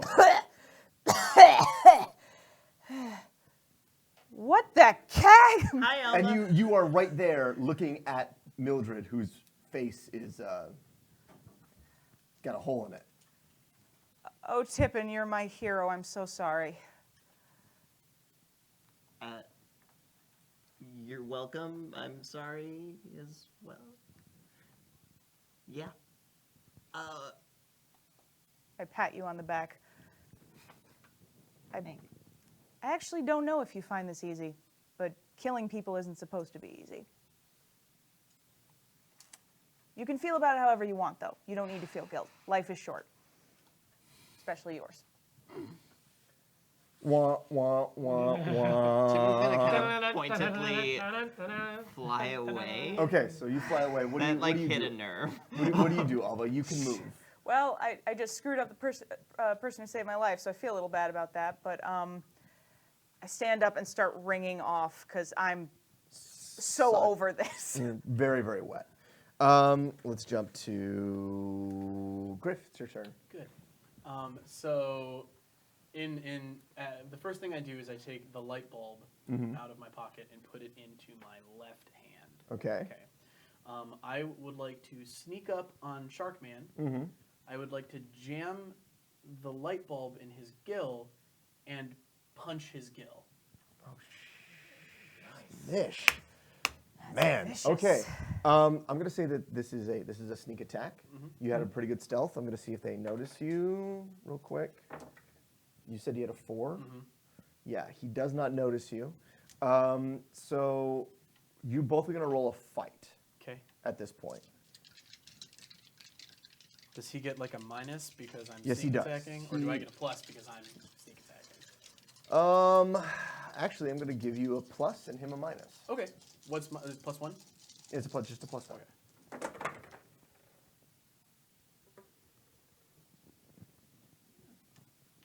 And because ingenuity is the most powerful magic. How many are you down to? 2 left. That puts me at plus 5.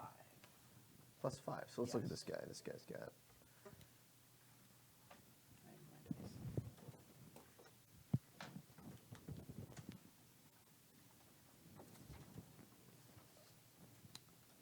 Man, this is pretty. Man. Okay, so this guy had.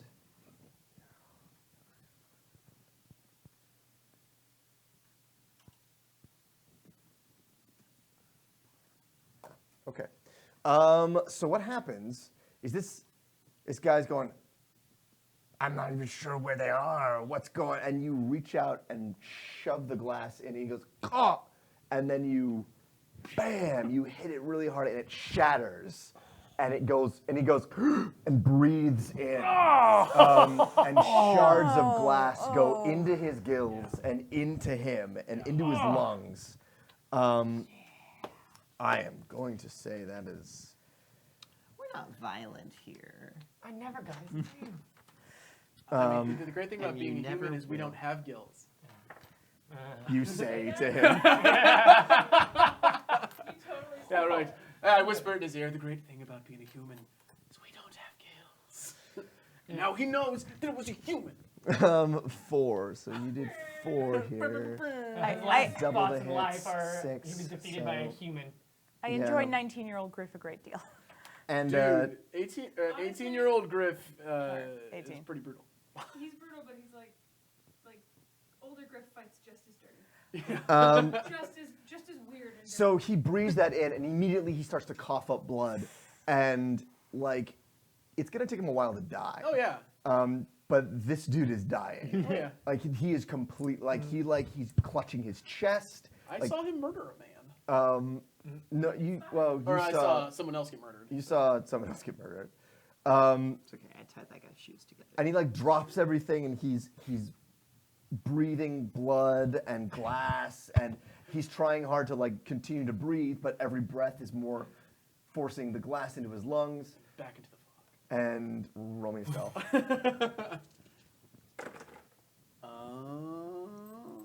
+4. 4? Okay. Man, it's Connor's turn. What is Connor doing? Having the His worst friends day die. ever. And his sister. Connor's you ghost just as Connor comes upon Shark Dude. Really quick to the side, Zap. I would really like to see Sandir and Griffin fight. So That wouldn't go well. so That'd be interesting. he comes across Shark Dude and he goes down and he's like ooh ha ha, and then he goes down and he's like, what happened? What's his What name? happened? And he's like bleeding and he's like, human. And Yeah. and he's like, what? What? And then he like passes the ooh ha ha. Ooh ha ha is his name. Ooh ha ha. He says it out loud? Yeah, and he's like ooh ha ha. Ooh ha ha. He like kind of shakes him, but he's Is it ooh-ha or just ooh-ha? it's ooh ha ha. Ooh-ha-ha. Okay. Okay. Like Um, in Finding Nemo. Like in Finding Nemo. And he passes out, and Connor stands up, and he pulls 2 strikes, and like prepares himself. Like he's like, what the cag, what the daring cag, what the cag. Commando Grip is so much fun. And he's I'm gonna say that what he does is he just starts like wildly firing into the mist. Oh, good. Okay. He does like Down a the couple edge of of them it. just like in different directions. I'm gonna say that he doesn't hit anyone. Like he's just shooting. Is he and he's in the mist? He's in the mist now. Okay. Can I determine? Oh yeah, because now he's shooting like things out into the mist, and you see the light of them, and you're like, oh, he's over there. And I can see where he's where he is at. I Yeah. can like determine where he is at. Yes. Okay. All right. And no, it's Tippin's turn. Yeah. Can I see kind of where he's at in the mist? I'm outside of the mist. I mean, you flew away. Where'd you fly away? Wherever. I flew away probably towards the mist. Towards the mist. So you started flying towards the mist, and you see there's the mist. You hear like a shatter of glass and a scream, and then you like hear yelling, and then there's flashes of like purple and green and blue, as someone is firing off spells, and you see them like come out of the mist and like go into the sky. Do like, I like hear Roman Connor candles. say like what the cag is going on? Yeah, like what the cag? What the cag is going on? I'm gonna fly in there carefully. Okay. So I don't get hit by a random spell. Actually, I'm gonna fly low. Okay. As low to the ground as I can. Mm-hmm. Because I'm assuming he's trying to hit something that he's relatively is his size. Okay. So I'm gonna stay as low to the ground as I can until I can kind of run up to Connor. Should I roll a like notice to like find his Roll me a exact stealth. location? Stealth? Yeah. That's a 6. Carefully punched through the back of his skull. You're standing there, bitch, like, where's the right spot? Well, I mean that's part of the plan. It's like Luffy's Gear 2 pistol. Just I got a 6. Yeah. He does not see you. so good. Cool. I want to find him. When I find him, immediately like as if he were a building. I want to like fly up and like angle up. So you behind you like him. find his bare feet and then go straight up. Yeah, So straight up. like in the movie version of this, we're in Tippin's field of vision, and he's like heading up the side of what looks like a building, but it's pants. Can I do another academia on like Sylvani anatomy? Basically, like where on the head should I hit if I wanted to just knock someone out really well? Like, would it be like base of the neck? Would it be like temple? I mean, I'm gonna say, yeah, roll an academia, see if you know this. I'm gonna say it's hard though. I'd figure it would be hard. Oh man, You gotta go for that jaw. I gotta try. Rattle them teeth. Make that brain bounce. I'm gonna go for the reroll on this. Using what? I'm really trying to do something to disable this guy that's trying to kill my friends. Okay. It's a really good one that you've done there. You can use it in a lot of Okay, that's much better. So that is a 5, academia. 5. I'm gonna say you still don't know. Okay, that's Like, okay. like there is general. Can I go from like area? general anatomy of everything? Yeah, and like kinda, you like go general from anatomy. there? Like you hit Maybe not Mildred in the specifically. forehead and she went down. So forehead obviously works on these guys. Well, you also had that one time where you punched Chet. You Yeah. got Chet in the back of the head, and So he I'm probably went, gonna go with the He Chet lived. thing. He Because lived. Chet Front of the lived. head But dead. he Mildred also died. didn't remember who he was after that. Yeah, but he also hit his head on something. Like I saw that. Side of the head. Side of the Yeah. head. And the first hit you So- gave Mildred was also the back of the head, and she didn't die from that okay, one. I am going to hit him in like where Roll the, me a the giant neck killer. meets the skull. It's good. Giant killer. That's a 4 still. Okay. A 4. Yeah. And here I was saying, I made really hard guys for you. Okay. I'm going to say that it does a 2. And it takes full, but he gets an injury in some way. What injury does he do? It doesn't knock him out. I want him to be dazed. Okay, you daze him. So basically what happens is you hit him out of nowhere. So he's like, shoot, and you go, oh man, and you like get him like where the neck and the head meet. You hit him right there in that little hollow. And he's dazed. He takes 2. There we go. And it hits him really hard. And so he's sitting there looking around. He's now like looking around like, where did that come from? But And he's I would dazed. fly back down to the feet. Sweet. Fly back down to the feet. Embrilar, it's your turn. All right, so I'm going to engage Connor. Okay. I see the spells are coming from the center. What I want to do is Fireball Kamehameha. So like Meha. big old fire combat fire Yeah, spell. just. And then but then we'll come back next episode and I'll still be ready for Yeah, it. yeah. I'll still be going for it. And then we'll do a couple of backstory episodes, and you'll Yes. still be doing this thing. And then when we come back and then just ha! And it's a whole episode of you like destroying him. Okay, Yeah. no, I get it. And then he And deflects it. then the Then he deflects, yes. city of Vomingrad is just Yeah, just gone. Destroy- gone. But I'm And wanting you punch a hole in the moon, and then it'll be good. but I'm wanting to aim. I don't want That's to true, kill that is a him. soul bomb. I don't want to kill him. Okay. So what I'm doing is I'm aiming for his legs. Oh, hey, he's got to do what he's got to do. I need to no. keep him alive. I don't know that Mildred's dead. I need to keep him alive. Because it's better to be a cripple in Warda. Yes. No, He can grow magic. no, it isn't. All right, so I'm gonna come. I'm I gonna really fire want you to combat. fail. so fire combat. I hope you know. Yeah. That is a 3, A 3. Okay. and I'm gonna add 2 So that's a 5. What are you using? fire combat magic. No, what aspect? Yeah, what aspect Oh, are you using to get that to happen?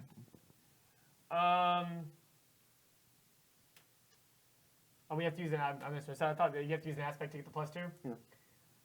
Oh, then I'll reroll.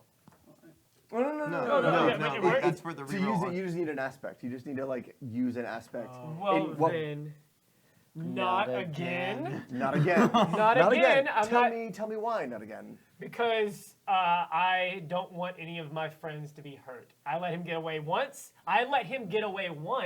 And look at all this damage that's happened. So not again. Not again. Not again. Well Okay. done. Well done. Well done. It's one of the best parts about this game, guys. So it's if you can convince me, Yeah. and I'm Finding pretty, ways to you can use this easily is convince me. So much fun. Yeah. Very Okay. easy. So you have a 5, Yeah. and use that. So it was. That's a good question. Do sparks go from your horns when you do magic? Do they light up? They do not. Okay. All right. Also, I've had this Um, thought. It hasn't come up at all, but I thought it'd be cool to share. It is highly taboo for Afridi to use their horns in battle, in fighting. Oh. Oh, I like that. I dig that. So just like Yeah. how Wookiees, they can't use their claws because Yeah. Wookiees, it's very It makes taboo for them them to use their. wild. Yeah, not the Old Republic. Great game. Such a good game. So then, so using your horns is, and for most Ifriti, it's not a problem because a lot of them curl. But for if they're like any sort of like pointed to them, like mine are, then it's very taboo. I could easily impale someone on my horns. Man. Okay. As the so fire magic is coming, am I able to feel like the heat or see some sort of glow? well, hold on. Let me. So basically, he's firing off spells. He gets hit. He's dazed. Oh, that's right. He takes a -1 to it, so that's even worse. That's even worse. Oh Michael gosh. will lose his legs. Yes, he is. Okay. So I want you to tell me. Let's see. This is fire magic, right? Yep. And he's wood. Okay. So that is enough to incapacitate him. I'm gonna actually roll again. Okay. To see, you're gonna incapacitate him. And okay. Okay. Tippin. So you like fly down to his feet after hitting him, and as you're flying down to his feet, you hear and you can feel the heat of it coming. I'm gonna use just the best flight I can, and I'm gonna give this to you to start. I don't have time. Roll me a physique or an athletics, basically. Okay, cool. That is a 5. Okay, and you rolled a 5 as well. Yeah. On yours. So yeah, I say you're gonna get out of it. Okay. But just barely. So he's like firing spell, and he hears it coming and turns at the last second to look at it. And he sees you through the fog and gets off one shot. And you feel it, as you fire the fireball, you feel it go like right past your face. I didn't move. And you didn't even move. Didn't And the fireball goes, and it's like going straight for him, and at the last second it drops. It's like a drop, like a pitch. Yeah. It drops. My eyes are fiery blue because he attacked me on my parent and my family's house. And it takes him in on. The day of my sister's engagement. You come to the day of my sister's engagement. It takes one of his legs off. Yeah. Like he's enveloped in flames, but you see a leg go. Oh, does it go off or does it just incinerate? Oh, I'm gonna say it's on fire and flips through the air. Because the amount of the force like basically just tore it off. Tore off one leg And and set it covered on him in fire. flames. Yeah. And he lands and rolls into the water. So like he's doused. Oh, he's in the water? He's in the water now, but completely incapacitated. And I think that's a great place for us to take a break. Yes. Yes. I have a meter to fill. All right, guys, we're going to take a quick break. I will stay on here in the chat talking with you guys while the players take a little break. Wow, guys. It was a great fight.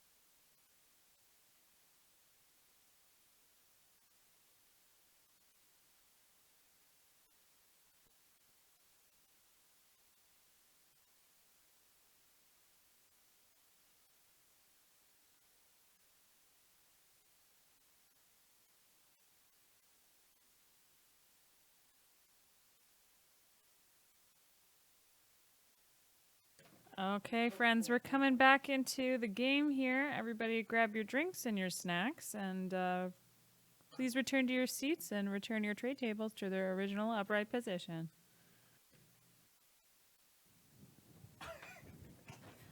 Can I just show you what? We're back. Hey, guys. We're back. Hey! Can you hand this to Drew quickly? Real quick, let's see this. Just I want you to see the top message. It's dark now. Oh. You just press the button. You gotta watch it. Yeah. I think that's a great idea, actually. I want to see it happen. I'm gonna see that happen.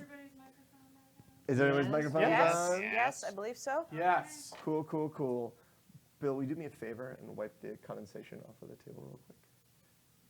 Just so it doesn't sit there Yeah. and make a water stain. And shout out to Carolina Game Tables, Carolina who Game provided Tables. this beautiful Game game Tables. table to the One Shot Network. Thank you, Carolina Game Tables.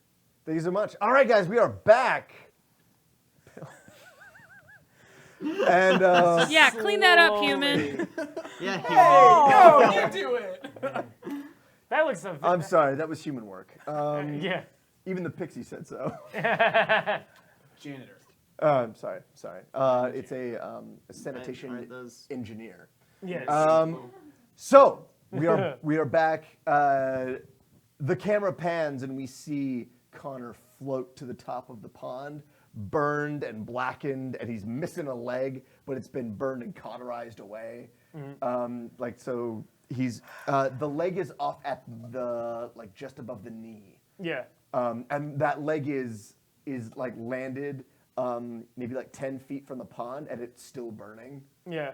And there's a nice woody smell in the air. Smells like a campfire. Smells like a campfire. And you all are sitting there. Is he okay? So where is he? He's in the pond floating. He's in the pond floating, face up, breathing, obviously alive, but Is the unconscious. mist still? The mist is beginning to dissipate. All right. Okay, I am. While the mist is still around, I have been moving between the different downed thugs, and I'm searching their pockets for valuables and or some sort of mark of who they are with. Roll me a burglary. I can do that. Tippin also wants to go back to Mildred's body and kind of like Look over it. look over what she might have on her person. 4. 4? Okay. So with a 4, you get this. They're all in regular clothes. They have like a couple of like Lara on them. They have a couple of Augs, iron Augs and Laras, and one's got like a Mab. But like the majority of them don't have a whole lot of pocket change. I think so. They're mostly in like trousers and like button-up shirts and like vests and stuff like that. They're all half jeans. There's So they're all shorts. Half jeans. I get it. Go home. Okay. So there's a Johnny, a half Gene of Johnny, a half Gene of Friddy, a half Gene Nayati, another half Gene Johnny, and then a half Gene Silvani. Okay. And from them, you find that there's a couple of rod strikes, but the main thing you find is that the Afridi's got a long blade on him. Like it's literally like a long sword.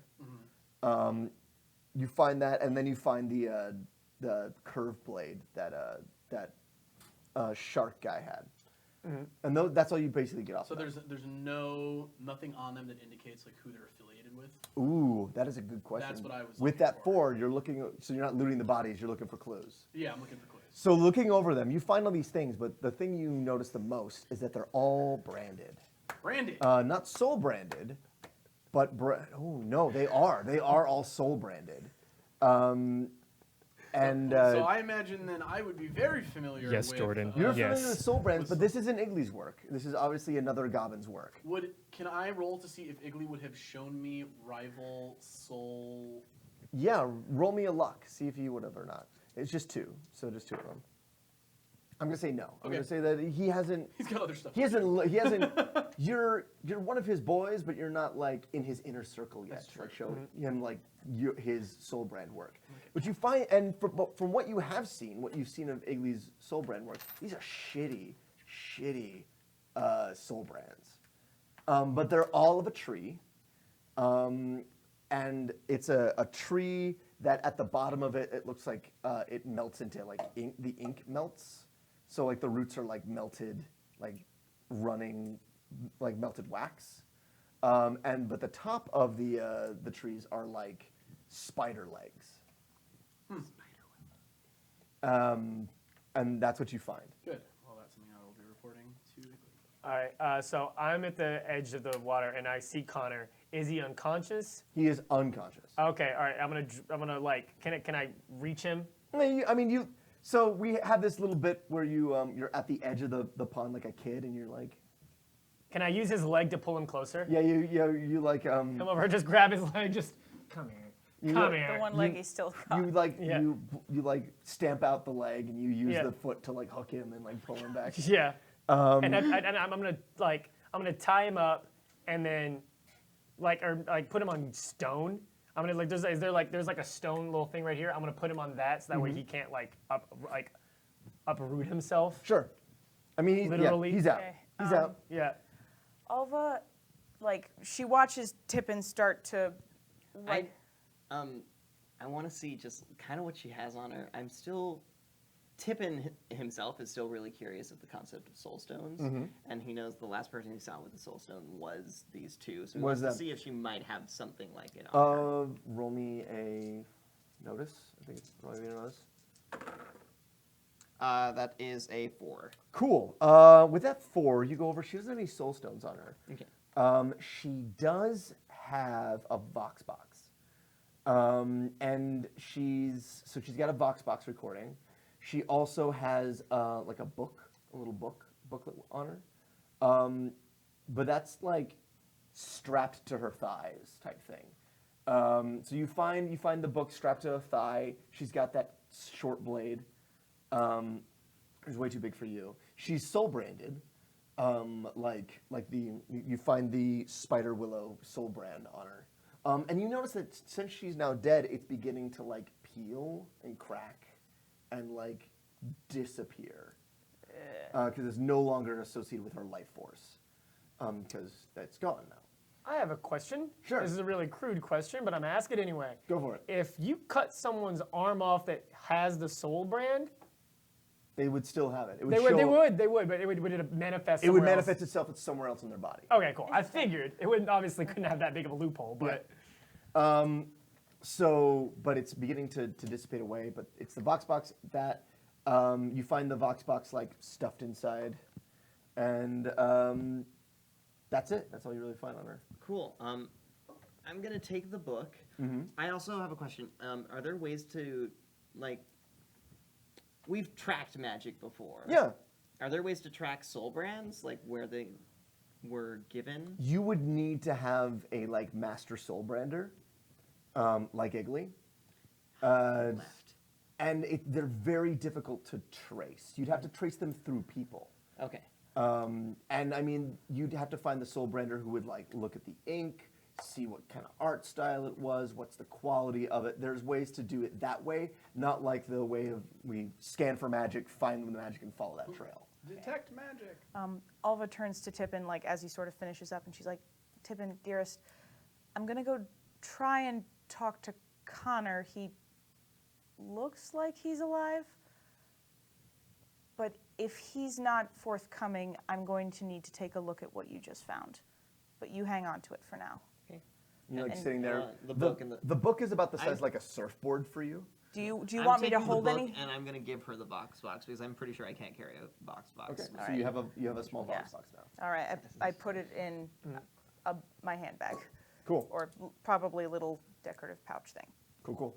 So you have that now, and so you go off to Read the book. read the book. I leave him to read, and I get up and I start walking over to So you walk over and Embrilar's where over these guys there. are. yeah. So Embrilar, you were able to like pull the body over, and get it out of the water, put it on stone. He's out, obviously unconscious but breathing, and the two of you are standing over. Like he's not dying. He's not dying. I mean, he's Yeah. obviously hurt. He's gonna need medical attention. Yeah. But he's unconscious, and but not on death's door, Yeah. except for Is there anything I could do to like stop Stabilize him? Stabilize him, yeah. Because I No. don't want to kill him. I don't want him to die. He's he needs to go to the doctor, but he's not going to die on you right now. Yeah. Do we have on the Ardeo estate some sort of physician? Of course you do. I'm going to use that at some point. Okay. You know him as a brownie. His name is Dr. Fopper. And Dr. Fopper is a... Oh, God. He's been your family physician forever. Yeah. He owns a small hovel. Like literally a hole in the ground, there lived a Fopper. Is it? And is that on the estate? Oh, it's on the estate, yeah. Good to know. I'm going to throw Connor over my shoulder and go there right now. No, stop. What? Are you okay? Debatable. She's like soaking wet, and she Yeah. looks very, very angry. Where are you taking him? So make sure he doesn't die. We need to talk to him as soon as possible. I've lost my patience for this, and Tippin killed Mildred. What? Why don't you let me hold him and you deal No, with that? I got him. Tippin! Yeah. I guess And it's I more look of a- over, and okay, so I guess I'm like over here on the Yeah. little sidewalk, and can I'm sure I can. How far away? I could see Mildred laying there. You see Mildred's laying over I'm gonna there. go over there. Oh, you go Probably over there. sitting on top of like Mildred's knee or something. Yeah, Yeah. I mean, And Mildred, Alva's like following you, and she's trying to like get Connor's body from you. Mildred is dead. Yeah. Oh yeah. She is dead. Dead. As you get closer, you're like, she is dead. It's Thopper, by the way. Thopper. Oh, I thought you said Fopper. Returning. Thopper. Small side note: while Yeah. all this is going on, I am staging the scene, as Igley has taught me. So I'm using those swords that were there to make it look like these guys all fought and killed each other. Cool. Oh, is the mist still there? The mist is beginning to dissipate. So but we can't see him yet. Not yet. Okay, cool. So then I guess I probably was right over here, saw that, and so I'm coming around this way. Yeah, because something's in that mist. Oh, Yeah. Is this Well, better? I mean, I don't know there is. There might be, but Embrilar has no idea there's anything in there. I can also be louder. So you end up. Is it turned on? So you go should over be. there, and she is. Yes. She is dead. What happened? He saved my life. Well, I mean, I guess it can be helped, but Tippin, dude, are you okay? Yeah, I'm fine. I'm glad. Can we please, if you think he's going to die at any minute, then yes, we should go. He's not going to die in any minute, but he does need Then I help. want to talk to him right now. Well, that's probably going to be difficult. He's unconscious. So I'm going to go try to wake him up and make sure he doesn't die on me. Fine. So I'm coming with you. All right. So you go to Dr. Thopper's. Yeah, go to Dr. Thopper's. So Dr. Thopper is he lives on the estate.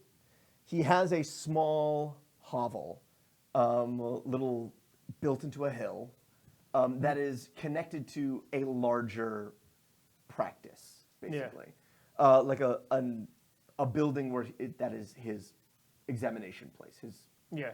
everything. But it's nighttime, so you go over, and there are lights on.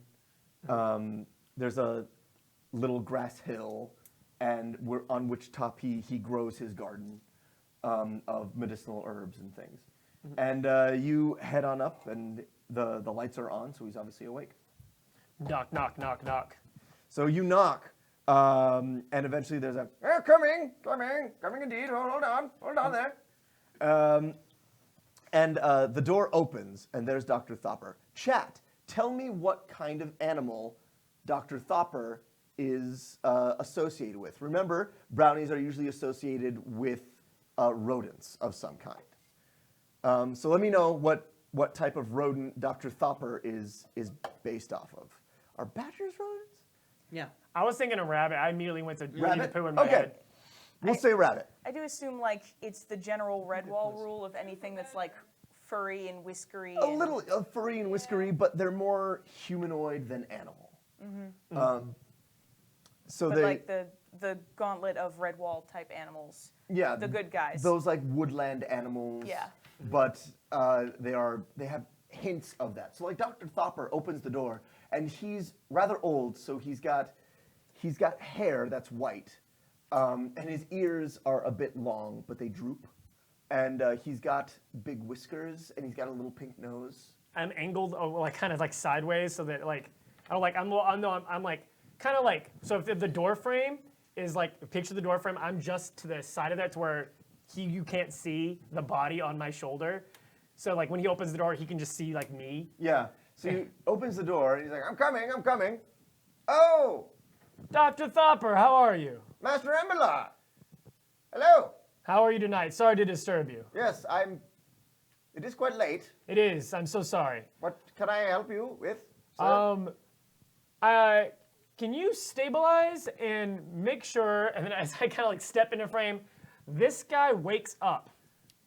He like pulls out his spectacles, cleans them, puts them on. His eyes are very large underneath the spectacles. He has pink eyes and white that's hair and like a little pink nose, like I said. Yeah. And he looks and he goes, I've been fighting. Yes, doctor, we have. Is that the alarm I heard? Yes, it was. We had intruders on the grounds. Everyone is safe. No one has been hurt. Except for him. Oh, well, obviously the intruders are very hurt. Are they dead? Everyone except this one. The shark is still alive. He moves his way. I hear that. What? Who said that? He moves his way over, and he goes inside his house, and he comes back with a pixie in a jar. Yeah. And he shakes the jar a little bit, and the pixie wakes up, and he looks into it, and he goes, I need you to go get Mortimer. Do you understand? And the pixie's like, what? Who? Mortimer. Go get Mortimer. Okay. And he like crawls out and like flies Do I away. know who Mortimer is? No. Okay. You don't. You've heard the name, but you've never seen it. Okay. And he like takes that and he goes and puts it back on a shelf. And he's got a shelf full of pixies in jars. They're very comfortable jars. They're like little. They're pixies locked in jars. Yes, but they're Tippin's comfortable not there. jars. They're still reading. I mean, Yeah. they're not there, but are they well organized in case I come in? They are organized. Yeah. Okay. Dr. Thopper is very methodical about Yeah. things. And he like says, bring him in. Mortimer will go and take care of your dead bodies. Step in. Ugh. Come in, and then I set him like Connor So on the table. he leads you through. So you like have to stoop to go through his house, but he opens a door and into the larger practice where there's like a table and something. Go ahead, put him down on the table. Flop, drop him. What are you guys doing? I am sitting as close to Connor's head as I'm allowed to. So you're with him as well. Okay. Yeah. What are you doing? Tippin, I think, is still back, like, reading Mildred's stuff by that, like, whole crime scene. Okay. Also, semi just watching out for the pond monster because he thinks there's a monster that lives in the pond. We're gonna jump to you guys in a second, but as you're sitting there reading, so it's the picture of the scene is there is Tippin reading, and in the background, in soft focus, is the fog, and it begins to drop, and as it drops, there's this green figure standing there, and the green figure moves towards Tippin in the shot. What are you doing, Griff? Oh, I'm moving towards him? You can. I'm just saying that you're moving in the background. So first off, I need to dry off. So I'm going to just open up one of my warm air vials and give myself a nice little shot of warm air. It's like a blow dryer. It's like it's like a blow dryer. And then I need to go find her because I have to tell her about these guys and these. Roll me a soul notice. See if you saw constructs. them leave.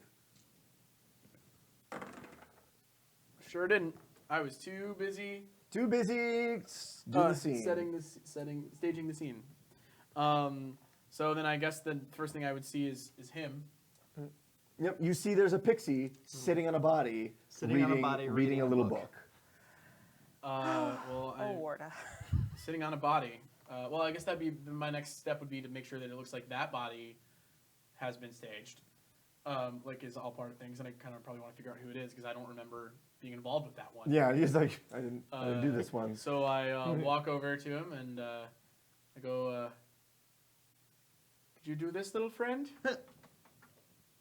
I turn around and I see him. You- Just like, you how see well him. can I see your face? Can I tell it's a human? Or Yeah. He's up there. Do you have your hood back? And Yeah. everything? You ever heard So of it? Okay. it's a human I had to dry my hair. Wearing green and stuff. wearing green and a big coat. Surprisingly dry. Yeah. So after the initial being startled, can I like gauge that this might have been the swamp monster? Roll me an insight. That's a 2. A 2. Do I still think a swamp monster I mean, exists? this. You're like, there's probably a swamp monster, but this guy probably had something to do with it. Okay, cool. Hi. Who are you? Not important right now. Who are you? I'm Tippin. Right, good. Yeah, that doesn't help me. Who are you? Interesting thing, Griff. Right. Pixies at this time don't have names. Oh. What? I'm Tippin. Are you Pixie with a name? Yeah. I like you. I like you a lot. You did this? The name? Yeah. No. It's behind you. Oh, yeah. That too, as well. You put the hole in her head. Yeah. Right. Yeah. It's lovely work. I You think think? I think I've got some folks that would really like to meet you. I do like meeting people, so. I mean, if you're interested in perhaps getting involved in a little more of an underground, You don't know what I already do you? I'm intrigued. Sorry, I work with some good friends. Where are your friends? That's right. Where are your friends? They went to go help the person that we burned their leg off. All right, we're gonna put that one in the pond, right? Okay. And then we're gonna go find your friends Okay. because I have a message to deliver to one of them. Really? Which one? Alva, right? That's the name, How do right? you know Alva? You know Igley? Yes. Right. He's my boss. / right? Yeah. Wait. Igley's your dad? Speak up, Tippin. Igley's your dad? Well, he's in a sense, he makes sure I eat and don't get in too much trouble, and he got me my job with the Weather Guild and all that. So you're up. Yeah, I met Igley just barely. Right. Well, we should all go see him again because I've got something here that's important. Okay, and- yeah. So let's go. Where are your friends? They kind of just left. I don't really know All right. Well, where. okay. Help me put this in the pond. So there's this scene where Griff grabs the legs and is dragging the body, and there's Tippin. He's got like bits of her hair. He's like walking like. As he's like flying, trying to lift her, and there's Mildred's dead eyes as they pass Tippin's across. trying not to look at. Tippin closes her eyes. They don't go closed. That's Oh, not the way darn. bodies work. All right. Now, Tippin, right? Yeah. Go find your friends. She's staring. Yeah, she's going to forever. Go find your friends. Oh God!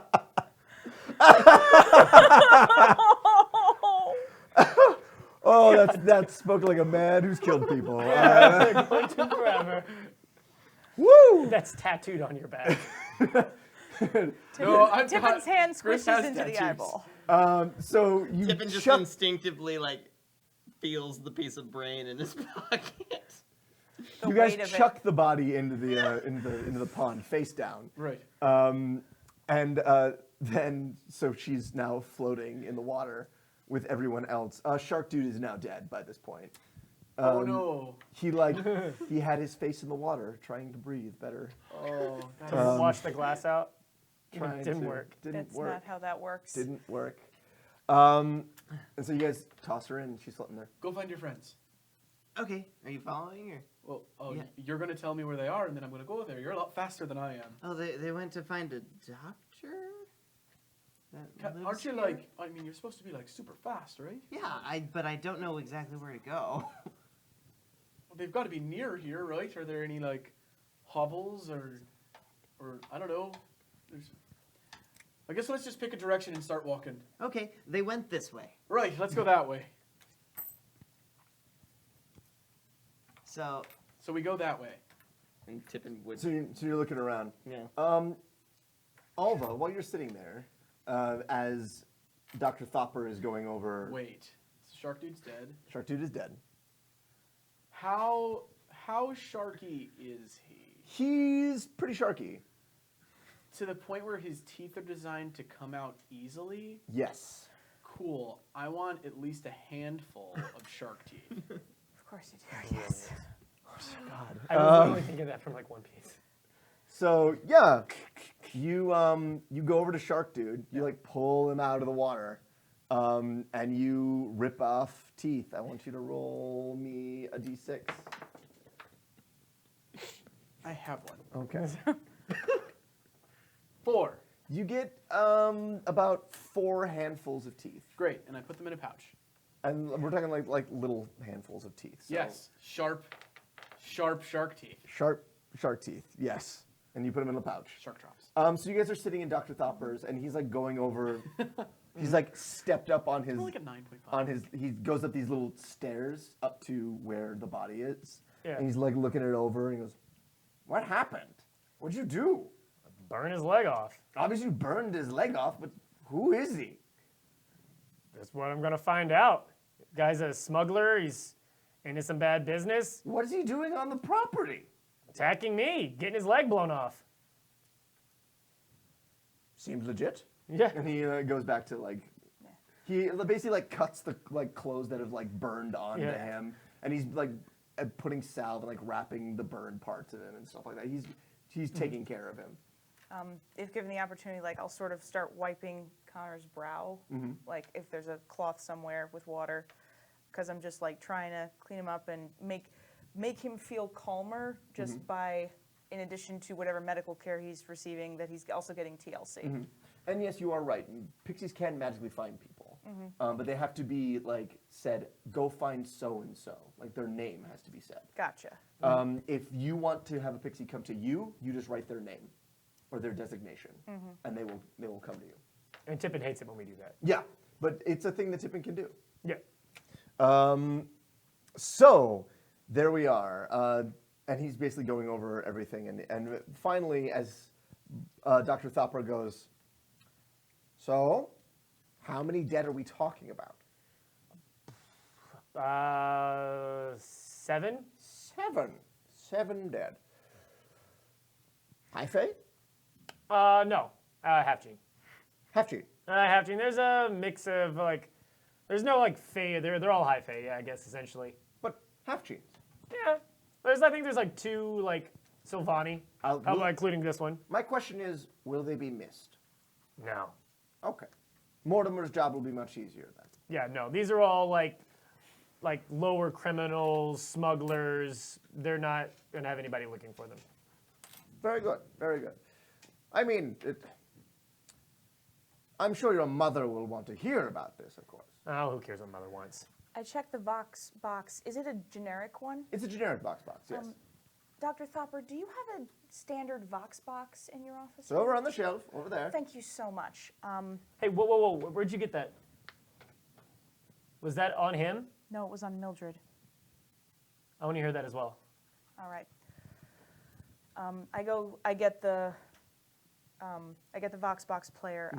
Excuse me for a moment, Dr. Thopper. I believe this is warden business for Warden Ardale. Well, please continue. Do whatever you like. I have another at least hour treating this. I mean, he will not be waking up tonight. Is there anything you can do to get him awake tonight? We have a lot of questions. Dr. Thopper like looks over his glasses and goes, "How well do you want him to be up?" As long as he can answer some questions, that's great. Shock therapy it is. And he like heads down the steps and he like goes and gets like a couple of things. Thanks, Doc. Give us 5 minutes. Oh, well, if he's actually gone out of the room, we don't even need to do a silencing spell. She sets down the Vox box player, puts the Vox box into it. So music begins to play out of the Vox box. It's like a military march. Give me a second. Real quick. Good. That music will help us get into this place. I'm really not sure about him shocking him, Warden Ardeo. I would very much prefer if Connor wakes up in a placid, drugged state rather than a fire lightning bolts up his backside. Oh.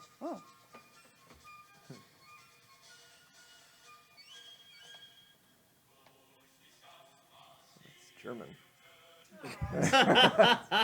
Poor timing. It's really poor timing. That's really bad timing. I have no problem with Germany So right Tippin now. and I have made it to the cabin. Yes.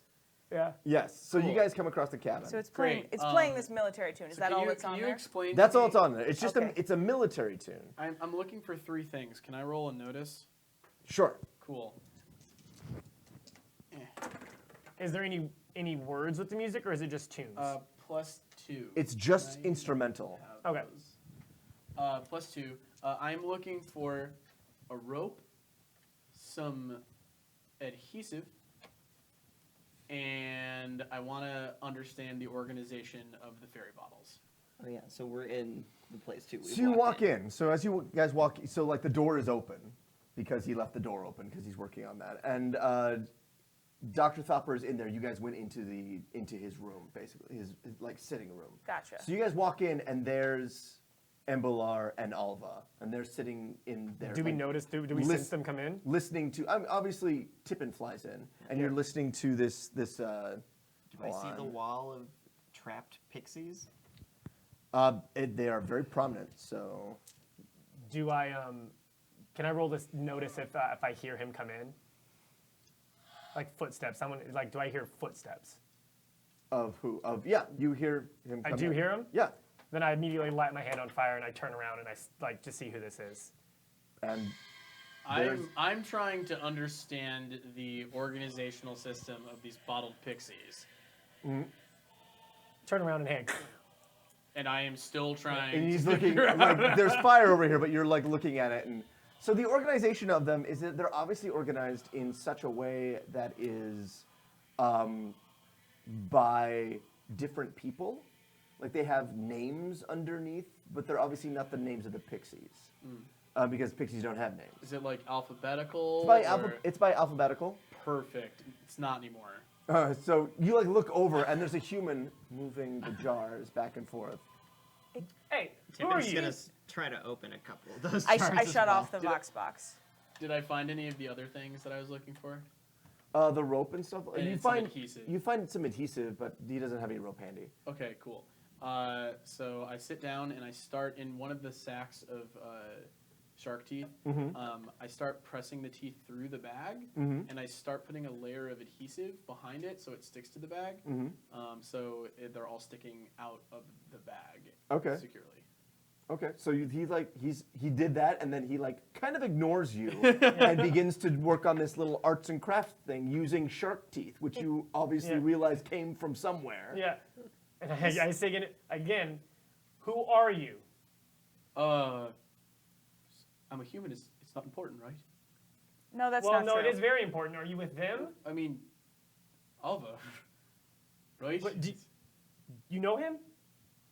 Have I seen him? Roll me a before? luck. So you have met him before, but he's a human. They all look the same. That's right. I have seen you before. Sorry. I wouldn't have seen Can you. I show her Igley's? Yeah, so Contract he that I wrote, have. he opens his, rolls up his sleeve, and there, written on his forearm, is definitely an Igley Twitchwiggler contract. Do I recognize that as an Igley Twitchliger contract? You would, because I would? it's signed Igley Twitchwiggler. Oh, okay, Is, all right. if So mine has been crossed out, is it gone completely? Yeah, he Okay. took it all Yeah. with the ink. I see. I'd show you my own, but I'm in the process of fulfilling it, and it's gone. and then That's good. It's so something to you're aspire also to. sorry. So you're also with Mr. Twitchwiggler? Yes, Twitchwiggler? he's. In a sense, yeah. All right.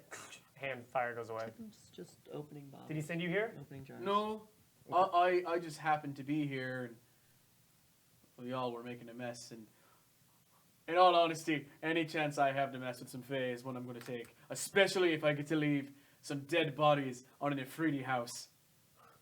Dead bodies Well- are very messy. That don't know how I feel about that specifically, but was that you that tossed the vial of lightning? Yeah. Good job. Good work. Thank you. Thank you for your assistance. And I hold out my hand to shake his hand. Oh, that has never happened to you, Griff. No Fae has ever reached a hand out for you to like touch. I imagine it's a very much like. He prepares to fight you. I'm like, you helped me. Thanks. You're welcome. What is? Are you? Just shake my hand, man. All right. It's not on fire. So you grab his hand, and his hand is hot to the touch, and the skin feels like, you ever put your hand in like ash? I have. It's that kind of feeling. Right. Um, right. I'm sorry to trouble you. You do seem partially occupied with teeth, but if Was that from the shark dude? Yeah, they grow back. Well, his better not. Well, I mean, they won't. What'd you do? The shark? Yeah. Gave him a little glass gift in his gills, right? Yeah, right now. I chuckle. And I'm like, ha. Yeah, no, I wanted to take that guy down myself, but. Oh, it's fine. He choked on his own blood. Oh well. there are worse ways to go, Yeah. but not many. He will not be missed. I have a broken rib thanks to that smish. Listen, I'm sorry if I'm short-tempered. I've had an interesting evening. You obviously recognize me. I don't recognize you. My apologies. Right. I do know I've seen you before, but you said you weren't here on Igley's orders. You just happened to be passing through. No, yeah. Then what were you? Why were you? Oh, well, well, I don't. I don't here. care why you were here. I care why you stayed past helping somebody. Yeah, that's a good read. Why did you help? Did Mr. Twitch really tell you how we're helping him, how we're working together? No, I haven't seen Igley in a while. Actually, I mean, he's been on the train, if I recall. But no, I was actually stealing some books. You were. What books were you stealing? Oh, no, just inconsequential weather books. That's right. From us? Who are you? I am Embrilar Ardeo. This is my house, my estate. Then, no, I was not stealing from you. Just books? Just books, yeah. Really, just books. All right. But I can't be too angry. You I, help me. I noticed there were some thugs. Some people that have been trying to take over the underground lately. Yes, the Not- Violet Lotus Line gang. Yeah, I'm actually working for someone Is trying to that, figure is out that who's. what the mark was? I believe so. Yes. The Violet Lotus? It's a train line from Ammongrad to Ammonheim. It's a smuggling ring. We believe it is commandeered by Spiderwillow, who Have is you heard a. that name? Have I heard that name? Can I? Yeah, roll me a luck, see if you know it. Nope. Nope. Like I said, Igley has been talking about somebody's consolidating crime in Ammonheim, but he hasn't had a name yet. Yeah. Well, I'm also like in and out of the human gangs too. Yeah, that's true. Um, And so, like, basically, there's not a whole lot. Although you have heard rumblings that someone is taking over crime in Ammonheim, which is where Igley does all of his right. business. Well, the mark that I checked all of them. They all had that mark with the spider legs and the tree thing. Then they work for Spiderwillow, who I believe is trying to muscle Igley out completely on We're top not of a going to number let of that other happen things. now, are we? No, we probably shouldn't. This individual, you should know, not only is likely in charge of the Violet Lotus line, but is also affiliated with the Wardens, corrupt Wardens, and she lifts up the Vox box and puts it right in front of Embrilar, the Borwald Military Institute. I can't remember who is that. It's a military institute. Yeah. It's, So she just uh, lifts up the box that had Because Spiderwillow used to work for them. That's what they're is a associated film. with them in some way. Yeah. So she lifts up the Vox box full of military music Yeah. and puts it in front of you and says that. Do you think that was like a message? I don't know, but that's the only link I have just from listening to that. While this is happening, I've gone back to the jars. Okay. And I opened. They are mostly open by this point. Good.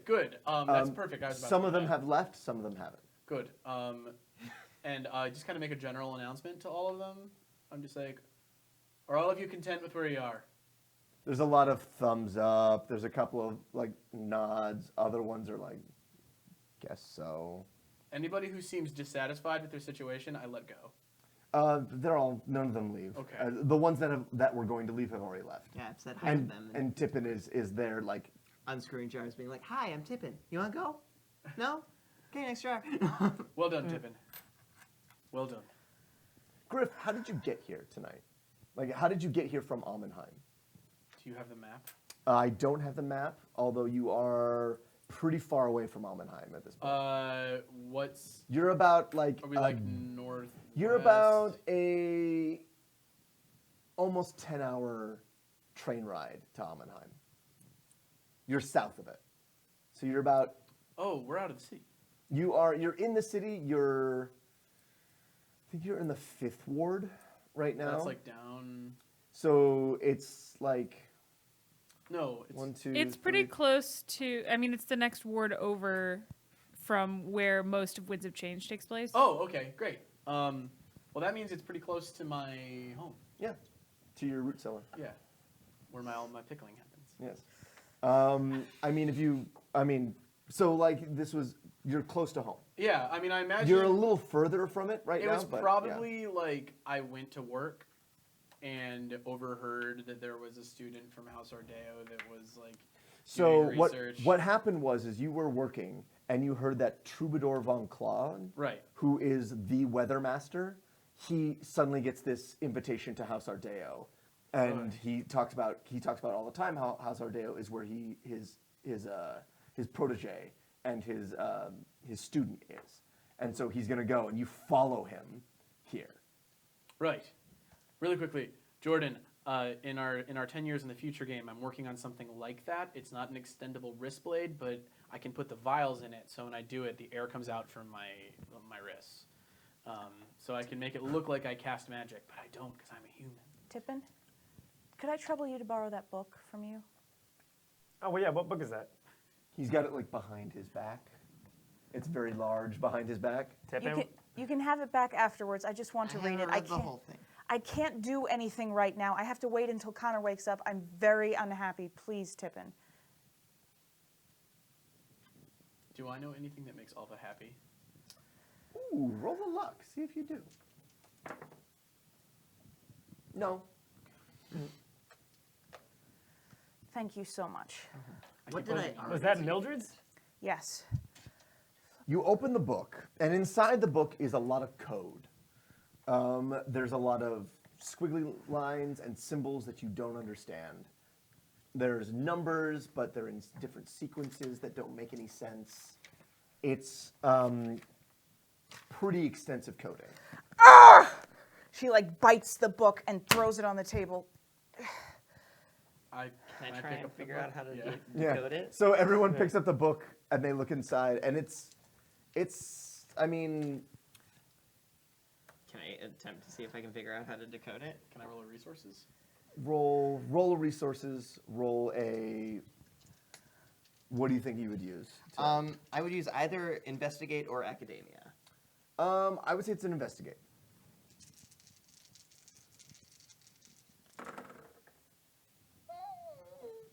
No, that's a 1. A 1? Yeah. Yeah, like it's an extensive code. It's going to be a... So everyone is now gathered around this book. Like Actually, I looking at changed my mind. I'm not. it. Okay, so you're like I'm letting them doing it. No, no, I'm no. too busy. I'm too busy. Because a resourceful mind is always prepared. Mm-hmm. I'm going to add 2, so that's 5. 5. Griff, you see hints of various codes that you've come across in Ammenheim, but they're all mixed up. It looks like they've taken like 6 codes here and mixed them. I relay that message. So it's gonna take a while to decode. Okay. What about that? What were you hoping to find in that? I thought Mildred might know someone who... I don't know who I'm looking for. All right, Warden Ardeo, I have never seen this person. I don't know their name. I don't know their race. I don't know who they are. All I know is that they know emotional manipulation magic, thrall, slave creating magic. They enslaved a group of 20 humans, had them in a warehouse 10 years ago. and sounds like the start of a joke. A Naiadi and a Sylvani from the Arcanica Guild walk into a warehouse. They're attacked by 20 humans who are enslaved. And eventually they're overwhelmed and they get distracted. And the Naiadi gets overtaken and he turns into a slave and he kills his partner and then he rips out his guts and rips out the guts of everyone in the room.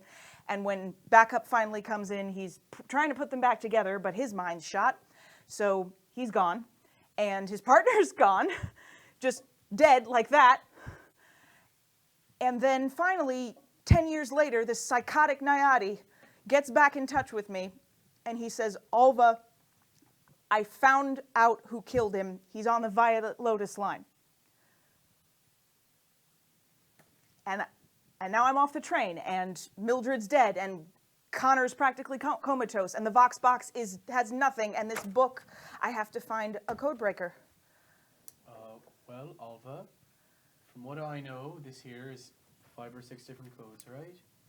We can identify those, we can start to break those up, and we're going to figure this out. I mean, just because, you know, all this happened to you doesn't mean we're not going to figure this out. Because you may have noticed 20 humans were involved, and I don't much like humans being abused. Thank you. Do I happen to know anything about this through my time as a warden? You know the case. Everybody knows the case. I know the case. It's a case from 10 years ago. Was I on it? No. Okay. You weren't particularly on this case. This was a case through the Arcanica Guild. Okay. But you were, not you personally, but you've heard about this case. I've studied it. Yeah, everybody does. Their names. Everybody studies this case because it was such a bizarre case. You know for a fact, as a warden, that emotional manipulation is highly illegal. And thrall magic is part of emotional manipulation, and so it is again highly illegal, and that in this case there were a couple of Fae, no one knows who at this point, but they were able to enthrall humans and have them do their bidding for them in a lot of different ways, like in any way you could possibly think. They stole for them, they killed for them, they performed sexual favors for them, stuff like that. Yeah. And everything in between. And the person was never caught who was behind it. And they were never caught. But the closest they ever got was that there were 2 agents of the Arcanica Guild that stumbled onto them, and then the story she just related happened. Yeah. Where basically, like she said, one of them was enthralled, killed his partner, and then, because they had to kill all the humans because the humans attacked them, he then ripped out everybody's guts. Yeah. And like bathed in them, and then tried to put them back because of when he woke up from being thralled. Yeah. And so that was a friend of yours? Yeah. I didn't like Vernon all that much. He talked to Cavalier, too chipper, always saying, "Old boy, old sport," that sort of thing. Used to make fun of me, but And you know from the case studies that Vernon is the one who survived. Yeah. The other guy's name was Canton.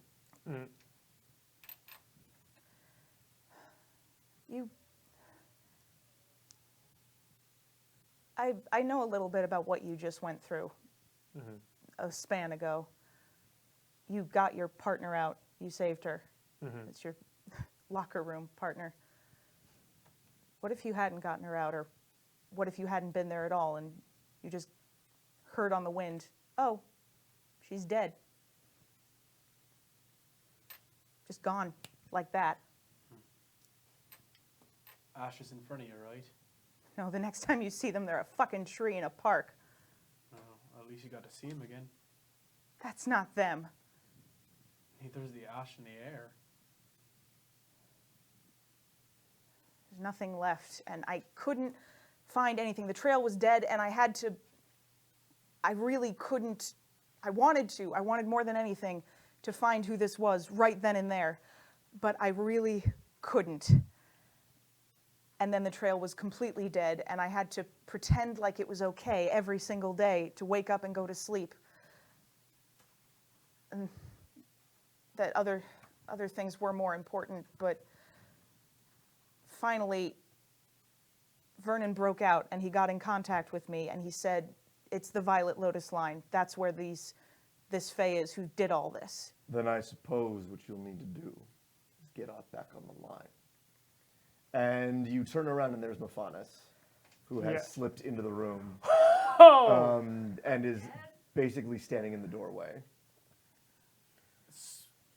So a pure blood Ifriti Ifriti just walked in. just walked in, and he's one of the heads of the High House of Ifriti. He is like Okay. 6.5 feet He tall. stands white for horns. everything that Ifriti are. I am going full human right now. I am like trying to be as small as possible. Like I am having slave flashbacks.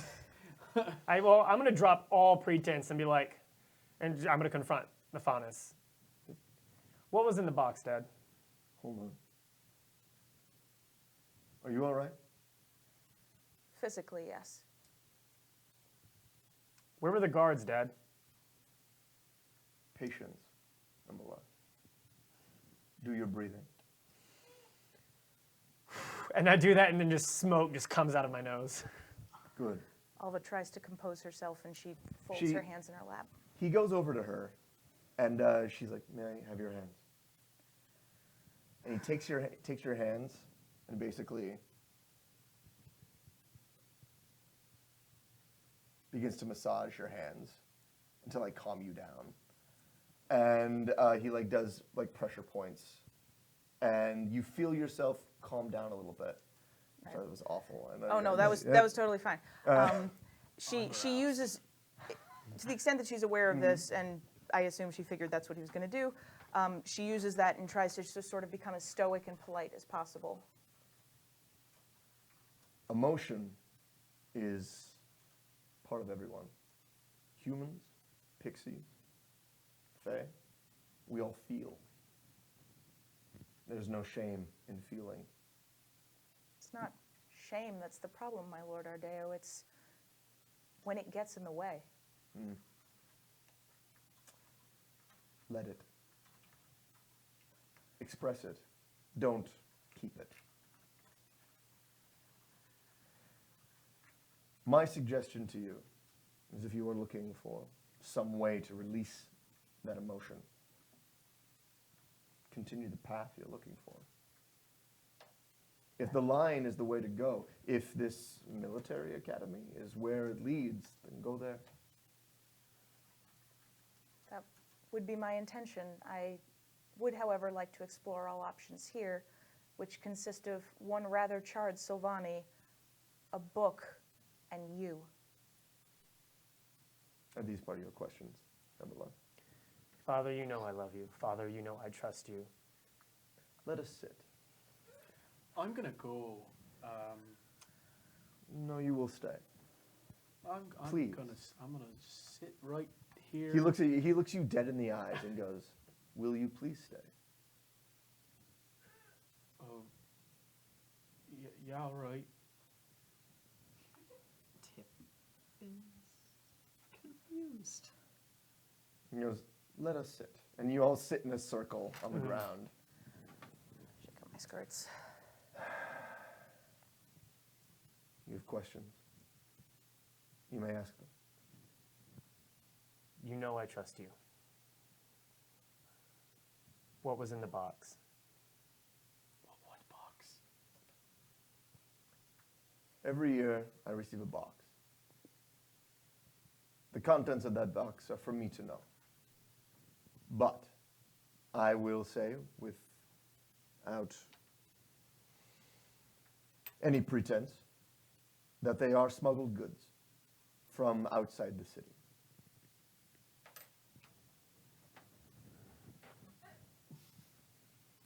These contents are not known to these smugglers. They are a means to an end. They are not where I get them from. And why the interest in the collection of goods from beyond the wall, Father? I have a personal interest. Nothing dangerous? To others? No. To the family? No. The only danger is to me. Does Mother know? Yes, she does. Does she also use the service? No. Can you tell them anything about them? I try very hard not to know much about those that I work with in this particular aspect. So you don't know Spiderwillow? I do not know them personally. I know the name. Do you know what capacity they're affiliated with the wardens, with the Borwald Institute? I don't know in what capacity. Within the Borwell Institute. I don't know. I've not heard this, that they are part of the, involved with the wardens at all. But I have heard rumors. They are in Amenheim. And my distribution has changed in the last year. Usually it's done by small smuggler groups. I change it every year. But I could not find anyone this year, so I had to go through them. They're eliminating all the small timers and moving on to the other big timers now, I think. There's apparently a force in Amenheim gathering power, gathering resources, and consolidating. And you are engaged in this somehow? More or less. He's been privately Personal employed. or business? Business. Business. Personal business. Business, A he little works- column A, a little column B. He works for Mr. Iggly Twitchwiggler. Ah, you are Twitchwiggler's boy then. I mean, he looks out for me. I hear he does that for many orphans. That he does. A dishonest man, Mr. Twitchwiggler, but a good one, nonetheless. Not exactly. And that's the trick. Ah, I misspoke. A criminal, but a Oh, good one. I'll give you that label. How did the guards get onto the grounds, Father? I don't know. I'll have to look through our security. I apologize for putting you in danger. You didn't put us in danger. We put ourselves in danger. No.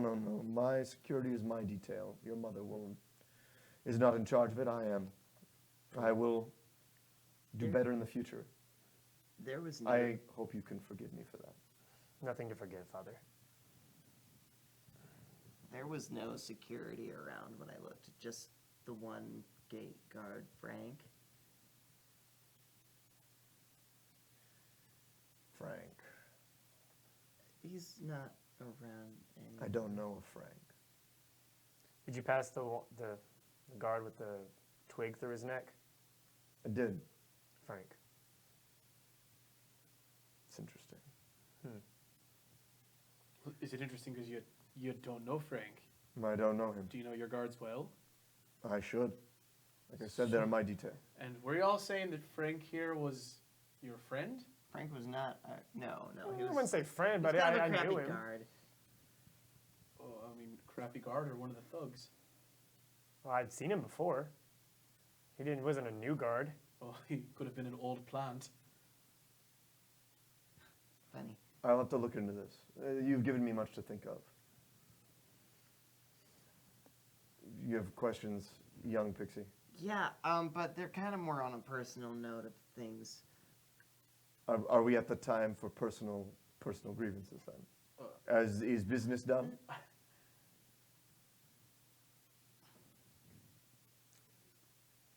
I'm gonna go see if Connor's awake. I stand up and go walk over to the other end where Connor is. So Is this definitely the same Afridi we sat across from at dinner? Yes. Okay, so this is him. Okay. He's even wearing the same clothes.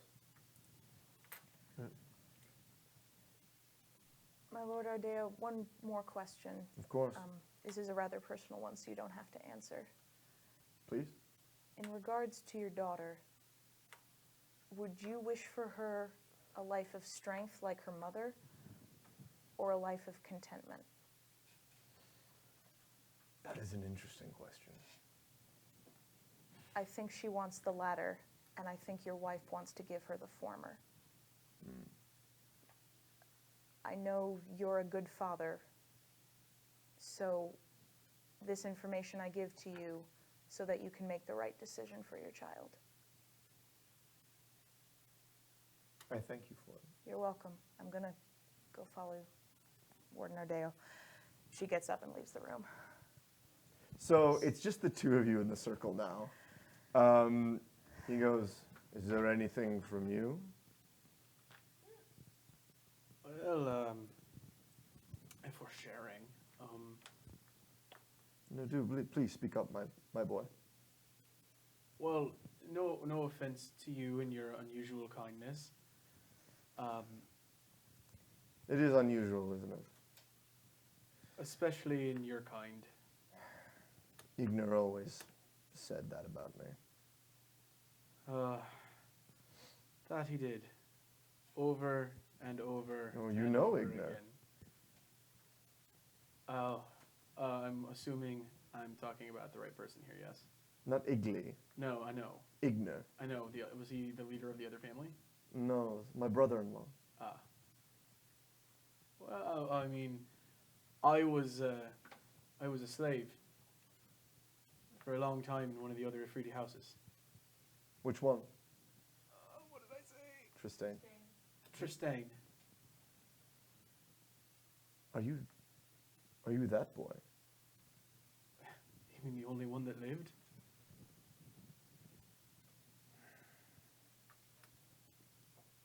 It's really difficult to sit across from a pureblood right now. I'm trying not to move for any of the things that are defensive or offensive over here, you know? I understand. What can I do? I want you to know, young, what is your name? Griff? Griff. I want you to know, young Griff, that the actions of some is not the actions of all. Well, if that's the case, and if you're looking to dish out a favor, maybe you could give me some information on the security around their house.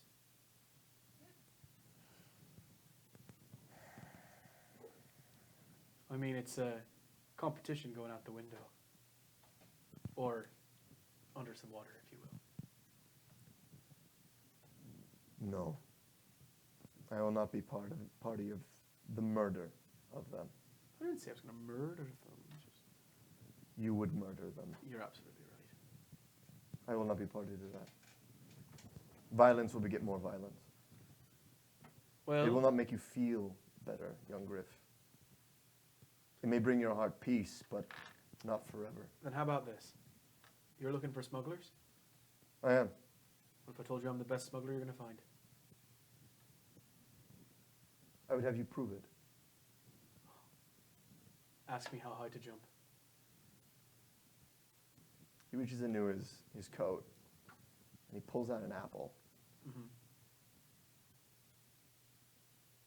Take it. Should I roll a burglary? No, he's offering you an apple. Oh, I thought he was like, take it before I take it away. No, he's like, take the apple. I take the apple. Find out what that apple really is. And then, I want you to give it to someone. I'll do it in 3 days. Very well. You are dismissed. Can I leave? Yes. I walk out. So, how much do you know about Weird Smish? Well, I know that a proper diet is what you should have. You should have plenty of fiber. No. Full credit. If there are problems, young Pixie, I No, know a good brownie who would.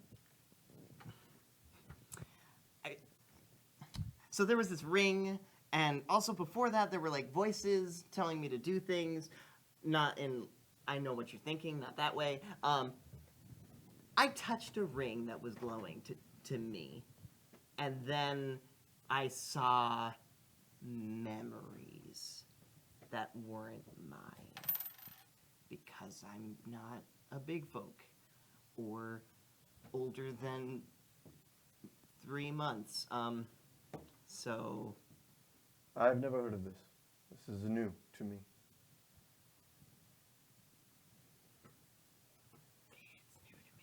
it's new to me as well. Could you describe to me, or something better, can you draw? Yeah, Will you draw your memories for me? yeah. I think I can do that. Very well. I would like that. Okay. Now or like? No, you may go. Oh, okay. So, no, it's So just you all Mephiles. take off, and you leave Mephanos Ardeo sitting I in would the have room. taken the book with me. You take the book with you. So we're almost out of time. What do you guys want to do? What are your final things you want to do before we end up for today? You're gone, Griff. What you're Can I? Yeah, I'm off trying to figure out what's going on with this apple. okay. All right. You're off doing that. What are you two doing? I'm gonna wait by Connor's head until he wakes up, and I'm gonna, as opposed to like playing good cop, bad cop, I want to like sort of soothe him awake and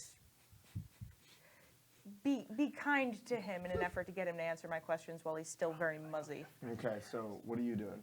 I'm gonna let her do that because as much as I dislike Connor, I mean I don't want him to die, but it's the best way for us to get the information that we both want. I'm gonna like basically like tell her like, hey, this is the information I want. Like I want to like know like get any information you can on Spiderwillow, any information that whatever was in the letter. I can't remember. Sorry. Well, like I'm looking for that missing person. Flipply shrub or Yeah. something.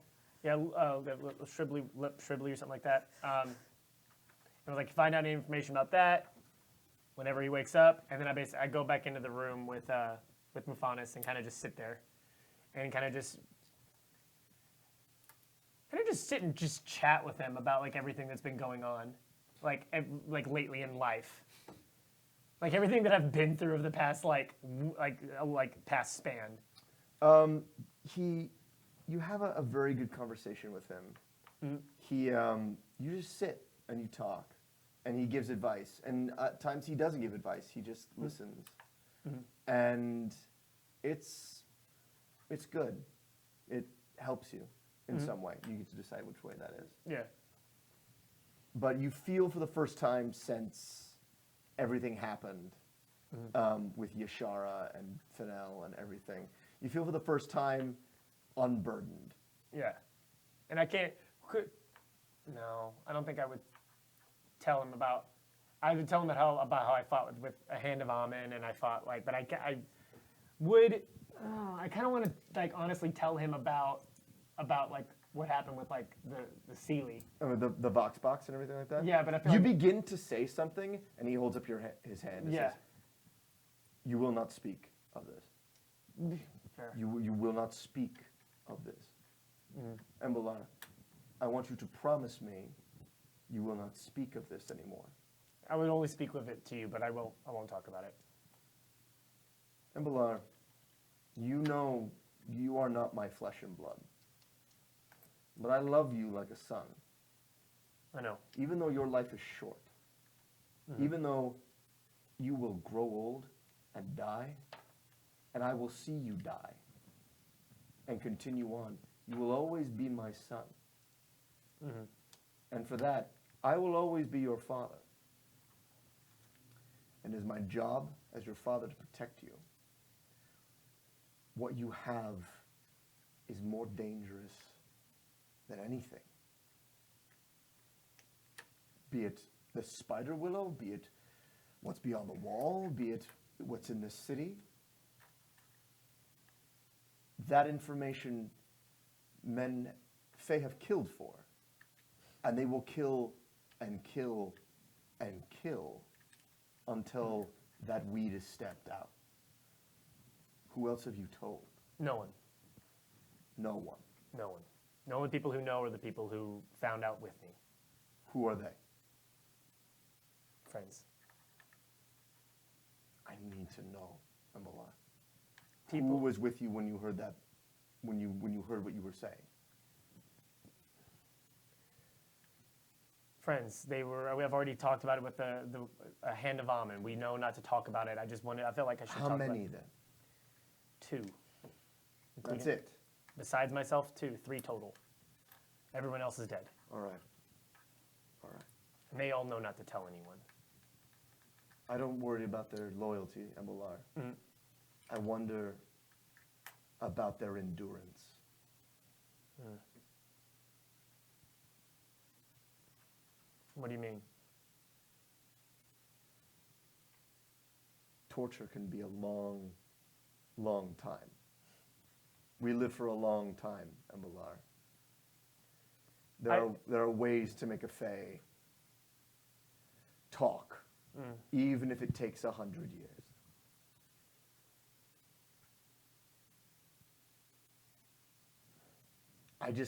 I want you to be careful. I will. I will. I promise. Very well. Let us continue. And he continues to talk. Yeah, we move on to other topics. Yeah. If I feel like that's almost the close of the evening. Almost the close of the evening. So one last thing with you, Tippin. I'm gonna wash off because yes, I am still covered in blood and gore and specks of bone. And so I'll wash off and start. I'll find paper and start drawing those memories. Okay, so you're like drawing those memories. So we're going on this last little bit of like that happens. Then we go to you and you're drawing. We go to you, Griff, and you got that apple, and you're like looking at it and like trying to figure out stuff about it. Yeah, I'm gone too. Yeah, I have you're left gone. the estate, Yeah. And as Mephanis gives that line about like torture can be a good persuader, we live a long time. Oh yeah, it's spoken. It's like it's spoken over you sitting with. Yeah, and and the two of them can hear from the other room. They suddenly hear like humming as Alva's sort of wiping Connor's forehead.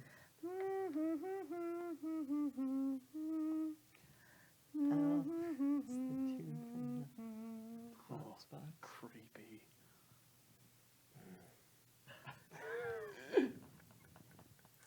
Roll credits.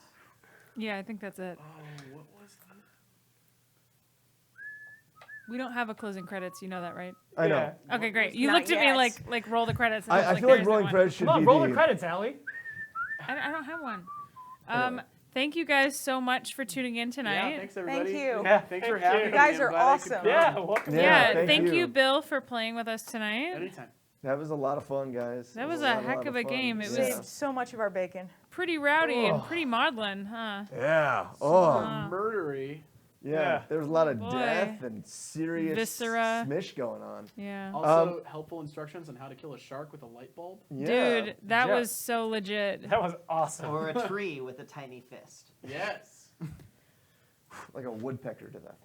So, Forehead. everybody, we will see you back here, same time, same channel next week on Tuesday for Warda episode 13. All right. And, please remember that Gen Con is this week. Allie will be there. If you Yep. are there, please say hello. And please remember to tell your friends about Warda. Again, we have it coming up.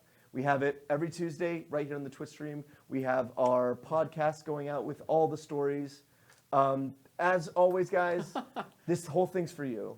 We love this world, and we love that you guys like this world as well. So feel free to share it with people you think would like it as well. And we'll see you next week. Jordan in the chat is asking if there's any way we can follow the further adventures of Griff Hood. Funny you should ask, Jordan. Yes, Griff Hood goes on 10 years later to become a part of Winds of Change, our sort of secret archive of Warda. We are hoping to release that to the public. We need to reach our next milestone on Patreon first. And you can help us out by joining the Patreon at patreon.com/whimsyartifice. Yeah, Iggly, Twitch Wiggler is also part of that as well. Yeah, Iggly, Griff, Kalaith of House Serene. You guys I have met swam her. in her Yeah, dress. you guys And- met her before.